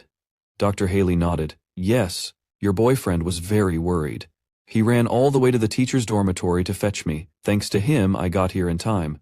Layla sat up slowly, her mind spinning. "Boyfriend?" she stammered, confused. The doctor chuckled. "The guy with curly hair, isn't he your boyfriend? He seemed pretty anxious. I just assumed—" Panicking, Layla quickly replied, "He's just a classmate. Where is he?" Dr. Haley smiled and waved her off. "Relax. I told him you were fine and let him go. He left just a few minutes ago." And then, like a flood, the memories came rushing back to Layla. The bite, the blood, the heat of his body, the glowing eyes. She placed a hand gently on her neck, heart pounding as a question formed in her mind. Did he really bite me? And more importantly, could he be a vampire? Later that same night, Quinn lay on his bed, staring blankly at the ceiling as thoughts from earlier that day haunted his mind. The events kept replaying in his head. How he had lost control, how he had tasted blood for the first time. The hunger that had tormented him had vanished after that bite, and along with its disappearance came something else. Growth. His half-awake system interface blinked faintly in the corner of his vision, displaying the rewards of his earlier action. Because he had consumed human blood for the very first time, he had earned 30 experience points, pushing his total to 50 EXP. Not only that, his strength and agility had both increased by +1. That made him pause. He realized that by drinking blood, he could grow stronger. It was both a blessing and a curse. The benefits were undeniable, but the problem lay in the source. Blood wasn't something he could just harvest like a fruit. It was human, alive, emotional, complicated. He needed a stable blood source, someone or something that wouldn't risk exposing him or harming others. Yet his mind kept circling back to that girl. Her blood. Sweet, rich, and inexplicably satisfying, it lingered on his tongue even now, he wondered. Was all blood supposed to taste like that? Or was hers special? But then the worry kicked in. What if she told someone? What if she went straight to the teachers? He had no idea how he would even begin to explain what had happened. Could he go to her and ask for more? Maybe she'd agree. Maybe she'd understand. Then he jolted upright, shaking his head. What the hell am I thinking? He felt disgusted with himself. It was insane. Asking a girl for her blood? What was he going to do, offer her money? He didn't even have that luxury. Maybe it was better to just ask someone else, anyone who wouldn't ask questions. Still conflicted, he rolled over and closed his eyes, hoping sleep would take him soon. Yet his thoughts lingered on tomorrow. What would happen at school? Would she confront him? Should he try his luck at the hospital instead? Maybe they had blood packs stored there. The next morning, after classes concluded, their white-hailed professor addressed the students with a stern expression. He reminded them not to neglect the application and practical use of supernatural powers. Check the materials, study the arrangement, he said firmly, and prepare yourselves. Next week there will be a combat practice test. That announcement stirred some interest. Woden raised his hand and asked curiously, "What's the purpose of the combat practice test?" Before the professor could answer, Peter leaned closer and whispered, "Probably for basic-level combat evaluations. A group selection test where we fight using our powers." Some students groaned in the background. One of them muttered under his breath that these tests were boring, since using abilities wasn't allowed. "What kind of combat training bans abilities?" someone grumbled. "So lame." Quinn, distracted, suddenly paused. Clutching his stomach slightly, he told them to go ahead without him. "My stomach's not feeling great," he said. "I'll stop by the infirmary." Woden, with serious face, teased him. "Yeah, you should definitely get that checked. I've never seen anyone hungrier than you, man." The group parted ways. From the shadows nearby, Layla, the thick girl from before, watched them closely, her gaze fixed on Quinn. She had followed him again, her curiosity nowhere near satisfied after yesterday's events. Quinn walked toward the infirmary, his steps slow and uncertain. He wasn't even sure if he was headed in the right direction. After all, the last time he'd been there, he had barely been conscious. His thoughts drifted again. How would they store blood here? In a cold stove room, maybe? That must be why I couldn't find anything yesterday. I was searching the wrong place. Just as he turned a corner, a hand shot out from behind a pillar and grabbed him by the collar, yanking him back with surprising force. "Come with me," a familiar voice ordered. "We need to talk." Before he could react, he was pinned against the wall. It was her. She looked angry, and she wasn't hiding it.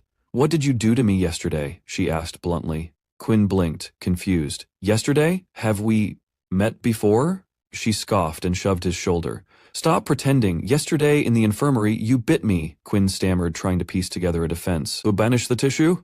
"That's just a misunderstanding. I had a fever yesterday. My brain wasn't working properly. I was confused." But she wasn't buying it.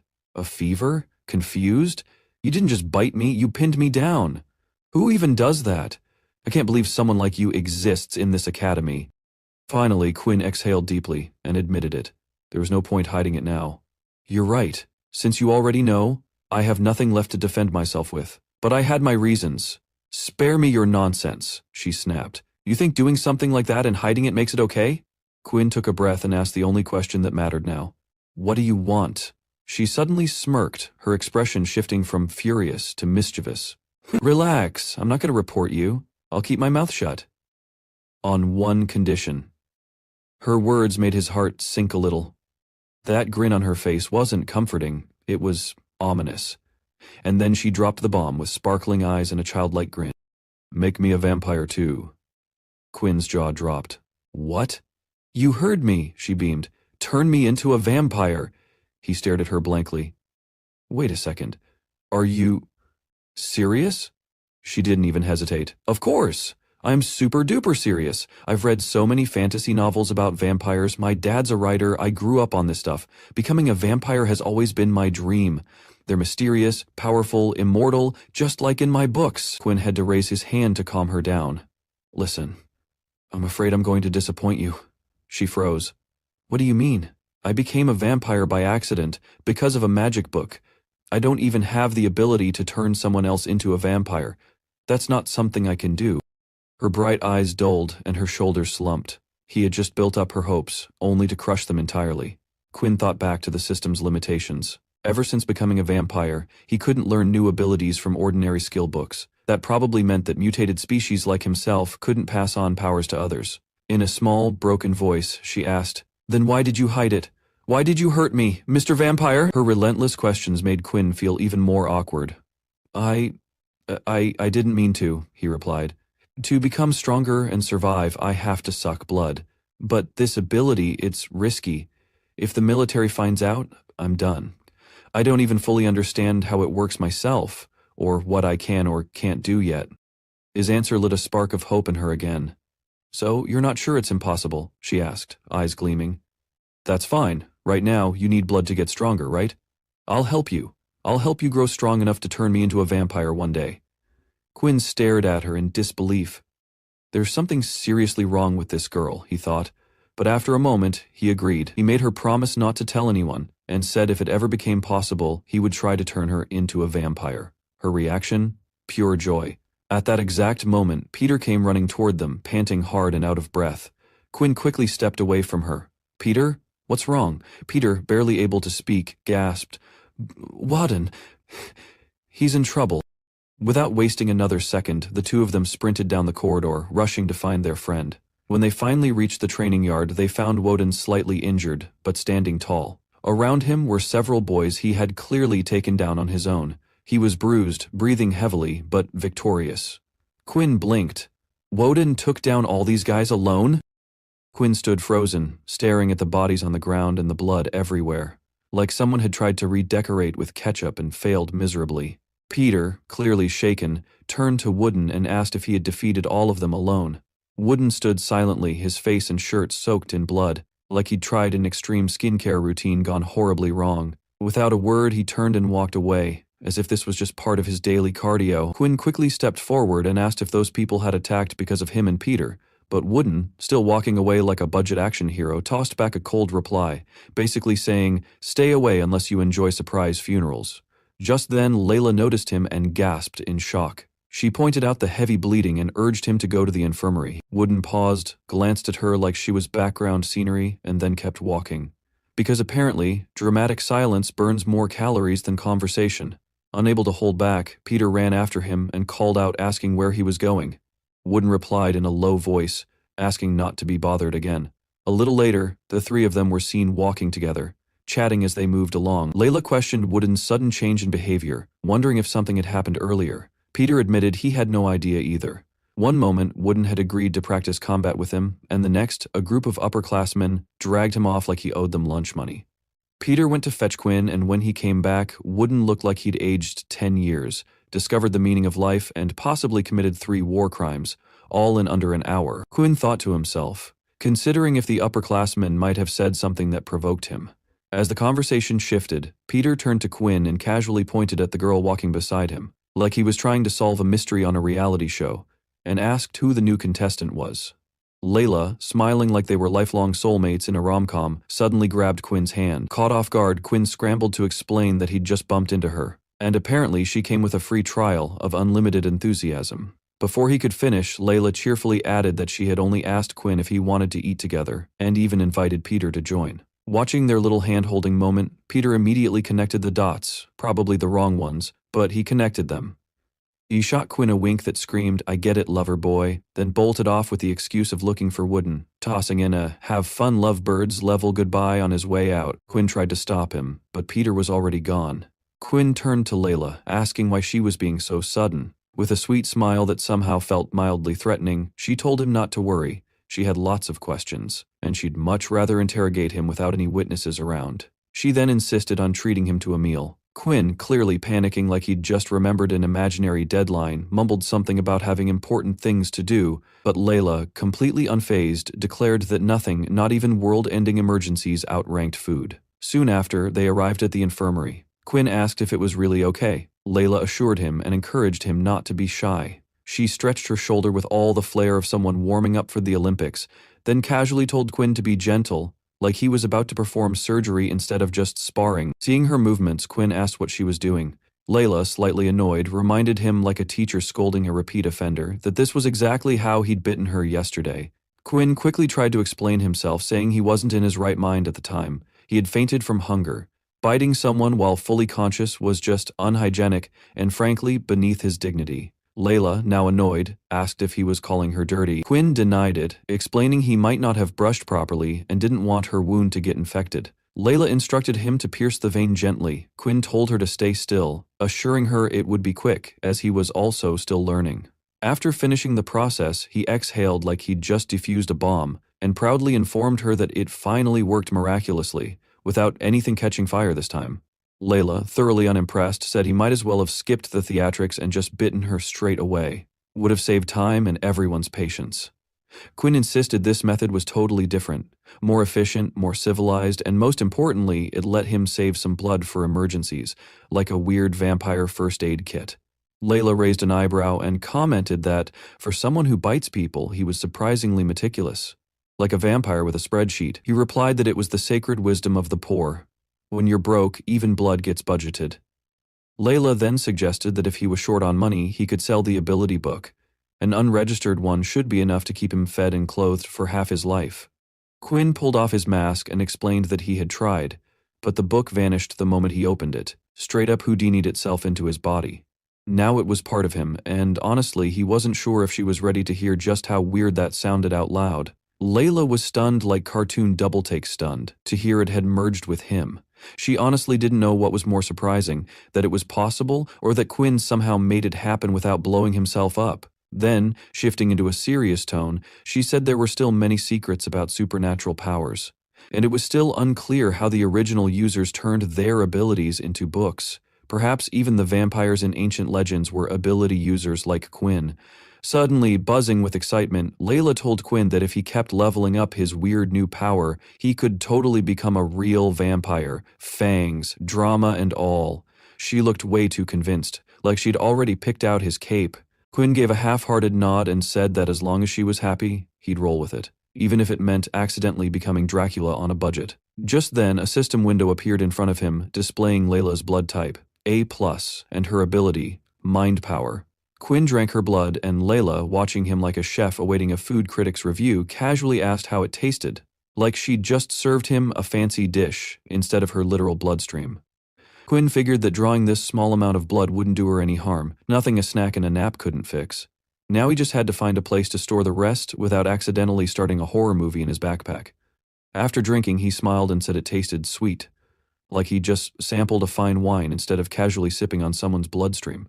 Layla lit up with excitement. Quinn, deep in thought, realized the blood was surprisingly tasty. No metallic tang, just smooth and weirdly satisfying. He wasn't sure if his taste buds had evolved or if he just needed to start questioning his life choices. Another system notification appeared. It stated that his health was full, so the blood couldn't increase his attributes and had already been consumed. Quinn finally got it. Blood was basically a magical energy drink, and depending on who he drank from, he might just unlock bonus stats like he was looting humans for upgrades. Looking back on the guys from before, Quinn felt a pang of regret. He'd let all that perfectly good blood go to waste like an amateur. It was a rookie mistake, but next time, he'd come prepared with a straw and a plan. Noticing Quinn's suspiciously creepy grin, the kind that usually comes right before a bad idea, Layla figured he'd just made some kind of weird, probably dangerous discovery. Quinn, slightly flustered like he'd just been caught daydreaming about world domination, nodded and thanked her. He said he finally had a new direction, hopefully one that didn't involve biting more people in public. Excited, he grabbed her hand and said they should go to the library again. Layla, surprised, reminded him that he had eaten, but she hadn't yet. Quinn suggested they grab a bite first, casually throwing in that her fasting blood sugar was a bit high.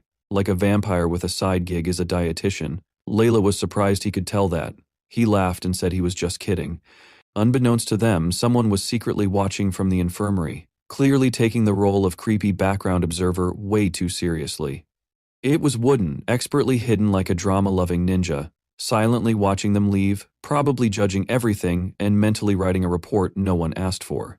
He muttered to himself, wondering if they'd already forgotten about him. How rude. Then, with the intensity of someone guarding the last slice of pizza, he declared that Quinn was his, and no one was allowed to mess with him. Back in his room, Wooden sat silently on his bed like he was waiting for a plot twist. A voice echoed around him, full of judgment, claiming Quinn screamed, "Trouble!" from 10 miles away. It demanded to know why Wooden was getting involved with someone like that, warning that the little guy was basically a walking disaster magnet and someone was bound to get hurt. Probably Wooden's sanity. With a serious expression, Wooden responded firmly. He admitted the voice had gone too far and said that to be honest he didn't care if Quinn hurt the little guy's feelings. Still, that didn't mean Quinn wasn't allowed to talk to other people. The voice snapped back, with a dramatic warning, making it crystal clear, if Wooden laid so much as a finger on them, there'd be zero forgiveness and a full package of consequences. Express delivered. It ended with the classic villain move, just wait and see, probably while twirling an invisible mustache. Just then, Peter walked into the house and froze. There were voices. Confused, he glanced around and muttered to himself, wondering if Wooden was back early and also who exactly he was in the middle of arguing with. Hopefully not his furniture again. Inside the room, Wooden raised his voice again, assuring the unknown presence that he would never let what happened before happen again. Peter cautiously approached and asked if the little heart-to-heart was done, silently praying he hadn't just barged in on Wooden's solo episode of Arguing with Invisible People Deluxe Edition. Wooden flinched when he saw Peter, forcing a shaky smile like someone caught doing something deeply weird.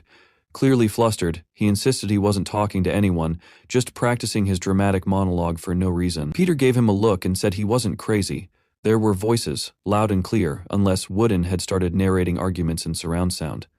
Trying to brush it off, Wooden gave a suspiciously cheerful smile, patted Peter's shoulder like a politician dodging questions, and said he was probably just sleep-talking, with feeling.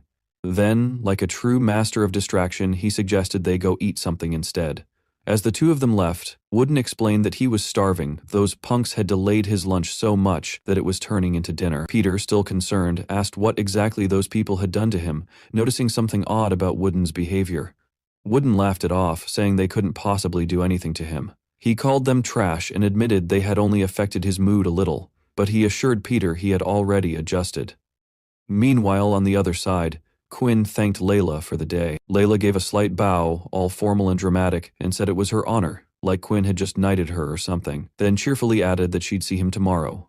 As if they didn't just have a completely bizarre day. Quinn smiled and gave a casual goodbye, but inside he was thinking that calling him Master was a bit much.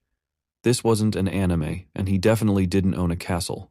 Later that evening, Quinn returned home, calling out as he stepped inside. He found Peter and Wooden already there. Peter was busy fiddling with his supernatural powers like a kid trying to make a toy light up. Just then, something actually worked, and Peter celebrated like he'd just won the lottery on beginner mode. Wooden praised Peter, clearly pleased with his progress. Quinn, genuinely impressed, asked if Peter had actually mastered a supernatural power or if he just got lucky, pressing the right cosmic button. Peter beamed with excitement and confirmed it like a kid showing off a new toy. He finally had an ability, and he was definitely ready to break something with it. Wooden pointed out one drawback, that carrying around a ball of mud might look a bit strange. Approaching Peter, he demonstrated a more efficient way to handle the power, suggesting a method that wouldn't require digging each time.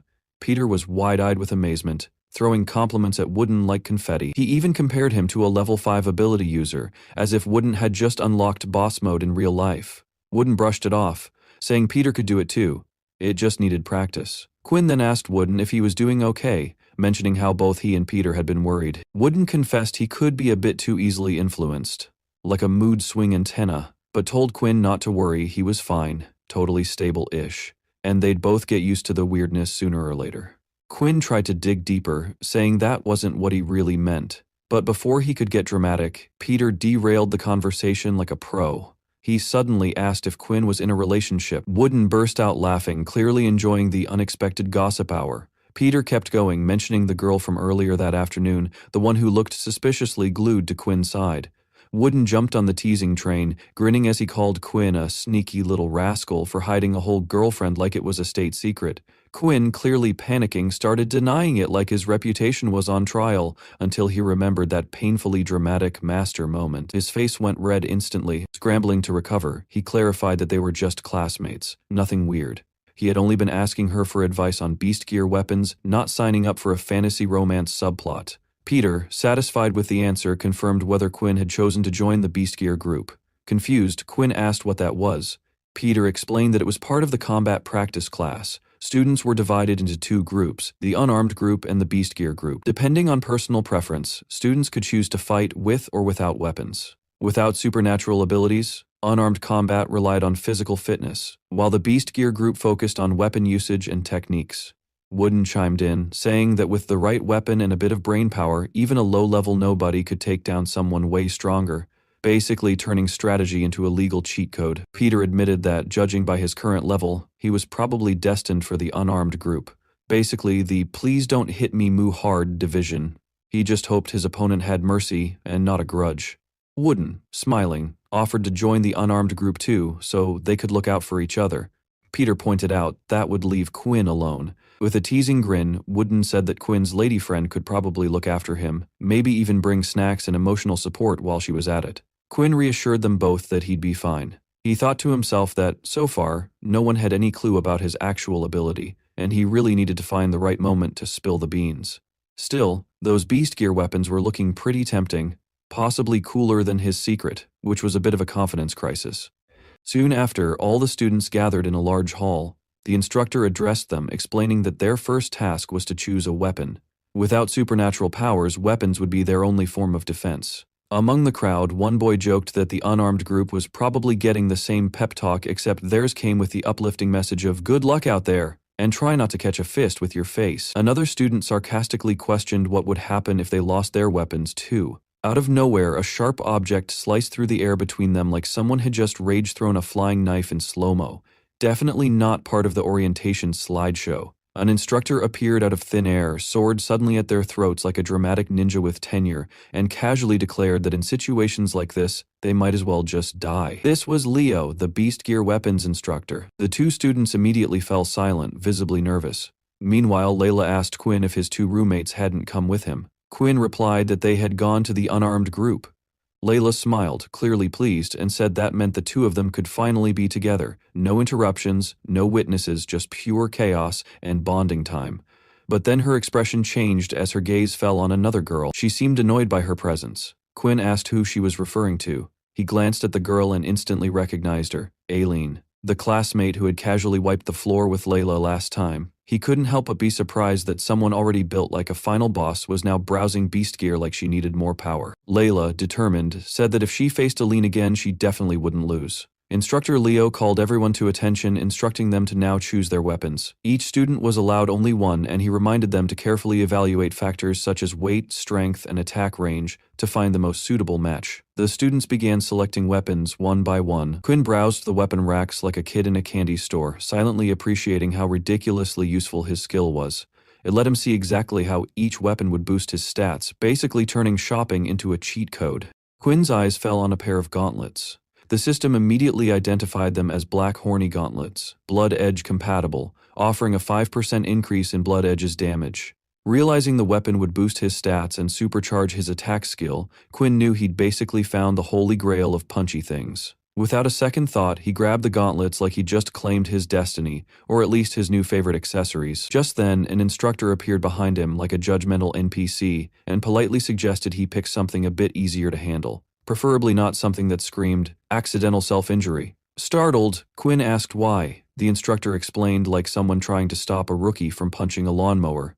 that while gauntlets were sturdy and gave a bit of defense, their teeny-tiny range meant Quinn would basically have to hug anyone with a sword just to land a hit. Quinn gave a confident nod, fully aware it was risky, but insisted on trying anyway. Because sometimes, the best way to learn is by recklessly committing to close-range chaos. As the instructor walked away, he muttered under his breath that it was a weird choice, like someone willingly picking hard mode just for the bragging rights. Soon after, he called all students to gather, asking who would volunteer for the first sparring match. Aline was the first to step forward. Her appearance set off a buzz of whispers. Some were starstruck that the goddess was going first, while others, clearly delusional, joked about using this golden opportunity to win her heart, or at least earn a stylish injury they'd brag about later.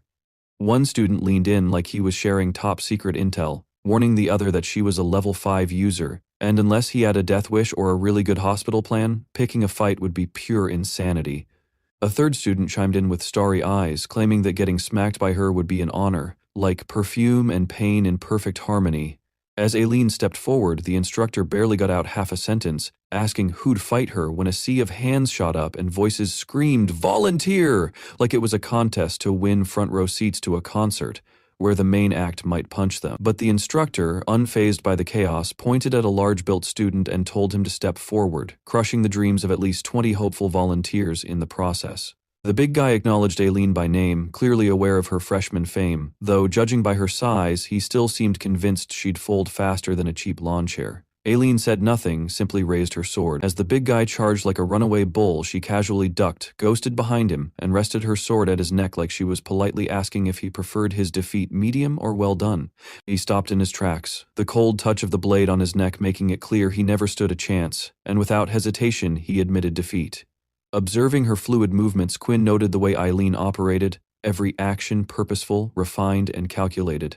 There was no hesitation, only precision. Layla crossed her arms, puffed her cheeks like an offended squirrel, and scoffed that she could knock out someone at that level in her sleep, preferably without even getting out of bed. The instructor praised the demonstration and told the students to check their wristbands, which would now pair them with opponents of similar strength. Quinn looked at his wristband and saw he'd been matched with a level 3 ability user. He wondered if he was already capable of handling someone at that level. A nearby student caught sight of Faye's matchup and snickered, joking that at this rate his next opponent might be a toddler, or worse, someone who couldn't even power a flashlight. Faye, clearly irritated, waved it off and grumbled that the system must have glitched, because there's no way someone of his caliber was getting economy-class opponents. Another student chuckled, pointing out that both he and Lupe had been matched with level 3 users, and casually suggested that Faye do some soul-searching. Frustrated, Faye stormed off, pushing past the others while the students teased him about how quickly he should win. As Faye stepped onto the battlefield, he glanced toward Quinn and told the students in front of him to move aside. Quinn, calm on the outside but twitching internally, realized this guy had already written him off like background furniture. He equipped his gauntlets and prepared to fight. Around them, others whispered and laughed, mocking Quinn for being in combat class without a supernatural power. Some expressed relief they hadn't been matched with him, afraid they might accidentally hurt him. Layla, visibly worried, looked at Quinn with concern, clearly questioning whether he could handle a level 3 opponent without getting completely wrecked. Quinn assured her that it wouldn't be a big problem. Some students muttered that Quinn was basically signing up for a live demo on how not to fight. Others joked that bringing gauntlets to a sword fight was like showing up to a gunfight with a spoon bolt, but tragically stupid. Quinn glanced at his system window and figured this was the moment he'd been waiting for. The daily quests were fine for baby steps, but if he wanted to sprint toward progress, this fight was his shot. Quinn and Faye moved to the center, facing off as they settled into their stances. Quinn casually declared the match had started, as if he were introducing a cooking show. Faye, wasting no time, lunged forward like a rocket-powered broomstick with his spear, only for Quinn to sidestep it like he was avoiding a flying pigeon. Faye acknowledged Quinn's agility but pointed out that the spear's strength lay in its slashing power. He followed with a powerful slash. Layla and the watching students gasped, but Quinn had already intercepted the spear mid-swing with his gauntlets, casually gripping it like he was snatching a snack off a buffet table. Calm and smiling, he mentally complimented the gauntlets for their top-tier defense. Definitely worth the drama. Faye, surprised, yelled at him to let go. Quinn smirked, clearly enjoying himself as he charged his gauntlets with dark energy. A swirling black orb formed in his hand, ominous, flashy, and just a little overkill. With the flair of someone returning an unwanted gift, he flung it straight at Faye like he was saying, "Here, take it back," with interest. And here's the end.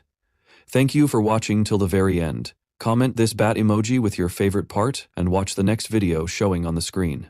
The players stood dumbfounded, their eyes wide as Quinn casually caught Faye's attack. Murmurs spread like wildfire, some insisting they were hallucinating from lack of sleep, others whispering that the universe itself had glitched. It felt less like a fight and more like a comedy sketch where the weakest character suddenly stole the spotlight.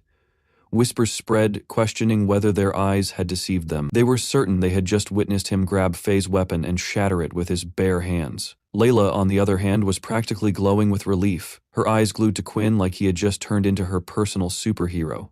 Every ounce of worry melted off her face, replaced by the kind of joy usually reserved for lottery winners or people finding fries at the bottom of the bag. The fight kicked back into motion and Quinn moved like a blur. One sharp kick later, Faye was launched across the arena. Soaring so far, it looked less like combat and more like Quinn had signed him up for an unplanned flight test. Faye rolled and skidded until his body slid past the boundary line, crashing to the ground in a heap. Blood dripped from his nose as he hacked and wheezed, making his attempt to stand look more like a bad slapstick routine than a heroic recovery. Frustration welled inside him and his irritation turned into fury as he swore at Quinn for enraging him. Before Faye could so much as wobble back onto his feet, Instructor Leo marched in and shut the show down, declaring the fight over. Quinn was promptly crowned the winner, while Faye was left looking like the guy who paid full price for a rigged carnival game.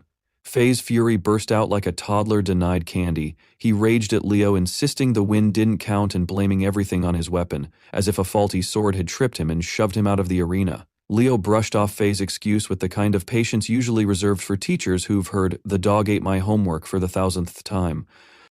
He flatly reminded him that every weapon had gone through stricter testing than a rocket launch, so blaming the sword was about as convincing as blaming gravity for tripping. The truth stung worse than the fall. Quinn had just been better, handling the same weapon like a pro, while Faye flailed around like he was auditioning for a comedy act. Faye's companions added to the uproar, shouting their disbelief. They insisted the weapon had broken far too easily and accused Quinn of using underhanded tricks. Yet Leo's patience snapped like a cheap ruler. With a booming voice that could have doubled as a fire alarm, he shut down the noise in an instant. He made it clear that cheating under his watch was about as likely as smuggling an elephant into the arena unnoticed. The players froze, jaws dropping, the sudden silence spreading through them like a contagious glitch nobody had expected. The calm instructor to erupt louder than the fight itself. Layla hurried over to Quinn, her face glowing with relief. A bright smile spread as she praised his performance, openly admitting that all her earlier worry now seemed completely pointless. Like bringing an umbrella on a sunny day only to watch him kick storms out of the sky with ease. Quinn responded calmly, noting that the weapon in his hands suited him well. Around them, other students whispered once again. They could not believe what they had seen.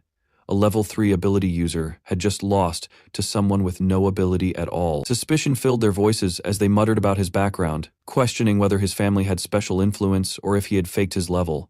Their skepticism lingered, but some chose to ignore it and move on to their own matches. Layla's sudden closeness to Quinn didn't go unnoticed. Faye's friends, now simmering like teapots about to whistle, locked their glares on the pair with open hostility, as if Quinn had just stolen not only the fight but also their lunch money and favorite girl in one smooth move. Noticing the change in the atmosphere, Layla leaned toward Quinn and whispered cautiously that he had likely made new enemies. More and more people were growing unhappy with him. Quinn dismissed their discontent with indifference, only remarking that it felt like a waste. On the far side of the arena, hushed whispers spread quickly, each retelling worse than the last. By the time it made 3 rounds, Faye's defeat had been reduced to nothing more than a dramatic nosebleed, making him sound less like a warrior and more like a student who lost a fight with allergy season. Quinn's eyes sharpened with an intense stare. Layla suddenly realized the cause. She noticed his hunger and quickly shifted her expression into something teasing and playful. With a soft laugh, she offered to feed him whatever he wanted after the match ended. Her mischievous tone left Quinn embarrassed, his face turning red as he muttered awkwardly in response. Before the moment lingered too long, a small Vampian messenger rushed to him with a notification from the system. It revealed that he had successfully defeated his opponent and completed the mission, granting him 60 experience points. A high-level challenge had been cleared, earning him an additional 60 points. A new skill had been unlocked, Blood Bank. With this, His experience points had filled completely, allowing him to level up automatically to level 3, with stamina increasing by 1. Quinn felt a wave of relief wash over him. The worry he once carried about storing blood now seemed laughable, as if he'd been stressing over fridge space. With the skill unlocked, it was like his body had just been upgraded with premium health insurance, minus the paperwork. Meanwhile, Instructor Leo checked over Quinn's stats and nearly did a double take. The boy had no supernatural power at all, yet somehow fought like he'd swallowed a training manual and sprinkled it with miracles. Leo's intrigue grew, filing Quinn Talon under the category of definitely not normal, but worth keeping an eye on. An hour later, Leo called the students back together, instructing them to take a short break before the next activity. The upcoming practice would involve two-person team combat. The players responded in unison, acknowledging his command. Quinn turned to Layla, remarking on how easily she had handled her own match. Layla, brimming with confidence, insisted she had nothing to fear when wielding beast gear weapons. With that same boldness, she offered a partnership for the next practice, and Quinn, without a hint of protest, agreed as if the decision had already been made for him. Nearby, Faye's friend leaned close to him and whispered a plan. At a short distance, a white-haired boy raised his voice just enough to draw attention, mockingly hailing Quinn and Layla as the Academy's latest big stars. With a smirk, he suggested they put on another dazzling performance, hinting that the team battle would be the perfect stage for it. Layla responded with a sharp edge, recognizing him as a sore loser. Faye quickly interjected, brushing aside the insult and claiming that he had merely underestimated Quinn earlier without using his full strength. This time, he suggested adding a wager. If his team won, they would ask for nothing, but if they lost, they would each compensate with 10 credits. Layla turned to Quinn for his opinion. Quinn found the terms reasonable and agreed without hesitation. The white-tailed boy smirked and confirmed the deal, announcing it loudly and asking Instructor Leo for permission to begin first. Leo allowed it. As they got ready, Layla's nerves began to prickle, and she shared her suspicion with Quinn. She felt their opponents weren't just here to fight, but plotting something sneaky on the side. Quinn, however, looked like someone who had accidentally walked into an exam he hadn't studied for, which didn't exactly help her confidence. Quinn agreed, believing they only wanted to save face. He advised that they needed to remain cautious. Their opponents signaled readiness, eager for the fight to begin. From the sidelines, the other players jeered at Faye like an audience watching their favorite clown stumble into the ring again. They joked that he was back for an encore performance and placed bets on whether he'd collapse in 5 minutes or trip over his own ego even sooner. They sneered at the presence of a girl, warning him not to claim later that he had gone easy on her if he lost again. Faye's anger boiled as he barked at them to be silent. Quinn, meanwhile, had his eyes on the true treasure. Credits were fine, but experience points were the real currency of survival. Even if the opponents ran off without paying, he wasn't about to pass up free XP. After all, levels never argued about overdue payments. Yet something about their preparation struck him as strange. He noticed that the one with the broccoli-like hair carried only a shield with no offensive weapon. Quinn glanced at Layla and couldn't help noticing that their opponents were clearly itching for close combat. Their posture screamed group discount beating, and it looked like Layla was the unlucky item on sale. Layla accepted the challenge with determination. Quinn strategized quickly, telling her to keep the shield bearer busy while he handled the other one first. Instructor Leo stepped forward like a man resigned to babysitting gladiators on a sugar rush and barked for the fight to start. Both teams puffed up their chests and struck poses like they were auditioning for a superhero poster, before finally charging in as if late for a free buffet. Faye lunged at Quinn immediately, snarling that this time he would not escape. Quinn blocked his attack, bracing for the impact. On the other side, Layla engaged Faye's subordinate directly, declaring that she would not allow him to get close for a sneak attack on Quinn. The white-haired boy gave a mocking laugh, admitting that she had seen through his plan too quickly. He pretended carelessness, admitting he had acted too hastily. Layla grew suspicious as she watched him. His behavior was strange. He neither tried to approach Quinn nor launched any attacks of his own. The scene shifted back to Quinn and Faye's battle. Quinn grew cautious, sensing that something had changed. Faye had shifted his stance, preparing for something different. Then, at the decisive moment, the white-tailed boy shouted a signal to Faye, declaring it was time. With that, he raised his fingers and unleashed his supernatural ability. Bone bullets shot forward from his hand, hurtling across the arena. Layla's eyes widened in shock, the kind you get when the quiet kid suddenly flips a table and reveals he's been hiding a bazooka the whole time. His power was out in the open, now loud and undeniable. The white-tailed fighter extended his finger, firing a bullet-like strike, Layla instantly warned Quinn, but Faye took advantage of Quinn's momentary distraction and drove a sword straight into his stomach. Faye, with the innocence of a cat sitting beside a broken vase, pretended he hadn't expected Quinn to miss the dodge. He layered on the act, mocking him for being careless, as if he hadn't just tripped over his own pride 5 minutes earlier. Quinn's eyes burned with rage as he accused Faye of cheating. Layla snapped her attention to the white-tailed fighter, pointing out that he had conveniently forgotten their little no-powers agreement. It was less a reminder and more like catching someone sneaking extra cards in a poker game while still losing. The white-tailed fighter threw his hands up in exaggerated protest, swearing he wasn't cheating. According to him, it wasn't supernatural power at all, just a humble bone being swung around like a club. He even whined that expecting him to battle with only a shield was basically asking him to perform slapstick comedy. Instructor Leo finally lost it, barking at the white-tailed fighter to drop the shield and leave his class at once. His tone made it clear he wasn't running a circus act. Once again pretending to misunderstand, the man reluctantly agreed, still acting pitiful. Around them, murmurs spread among the watching students. Many whispered that Faye's move had gone too far, reminding one another that this was just a training session. Others agreed that, as a high leveler, Faye's use of dirty tricks was shameful. But a few insisted that real combat was no different, and one could never expect opponents to play by the rules. Amid the tension, Layla dashed over to Quinn, fussing like a worried nurse, asking if he was hurt. Her panic made it sound like he had just survived a dragon attack. Quinn gritted his teeth, pulled the sword out of his chest, and let out a chilling laugh. He'd told Faye that if this was his plan, then he was ready to follow along.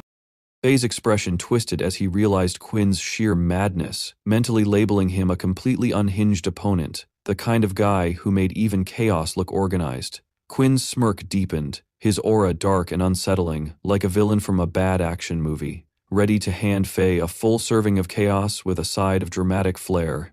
Negative magic surged from his body and engulfed Faye. Faye's body quivered violently, his limbs stiff with tension. Every instinct screamed that something was off, yet he clung to the thought that Quinn was only a level 1.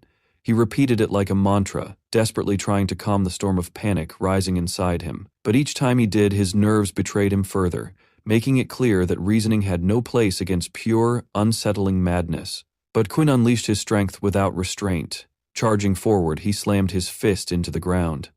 The earth split apart under the force, leaving Faye stunned. Instructor Leo immediately stepped in, declaring that the match was over. In his mind, he realized with alarm that Quinn's intent was not simple training. The boy truly wanted to kill. Quinn's face contorted in frustrated disbelief, his irritation evident.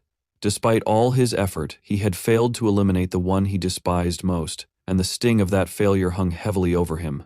Layla rushed to his side in panic, pointing out the blood pouring from his wounds and begging him not to move.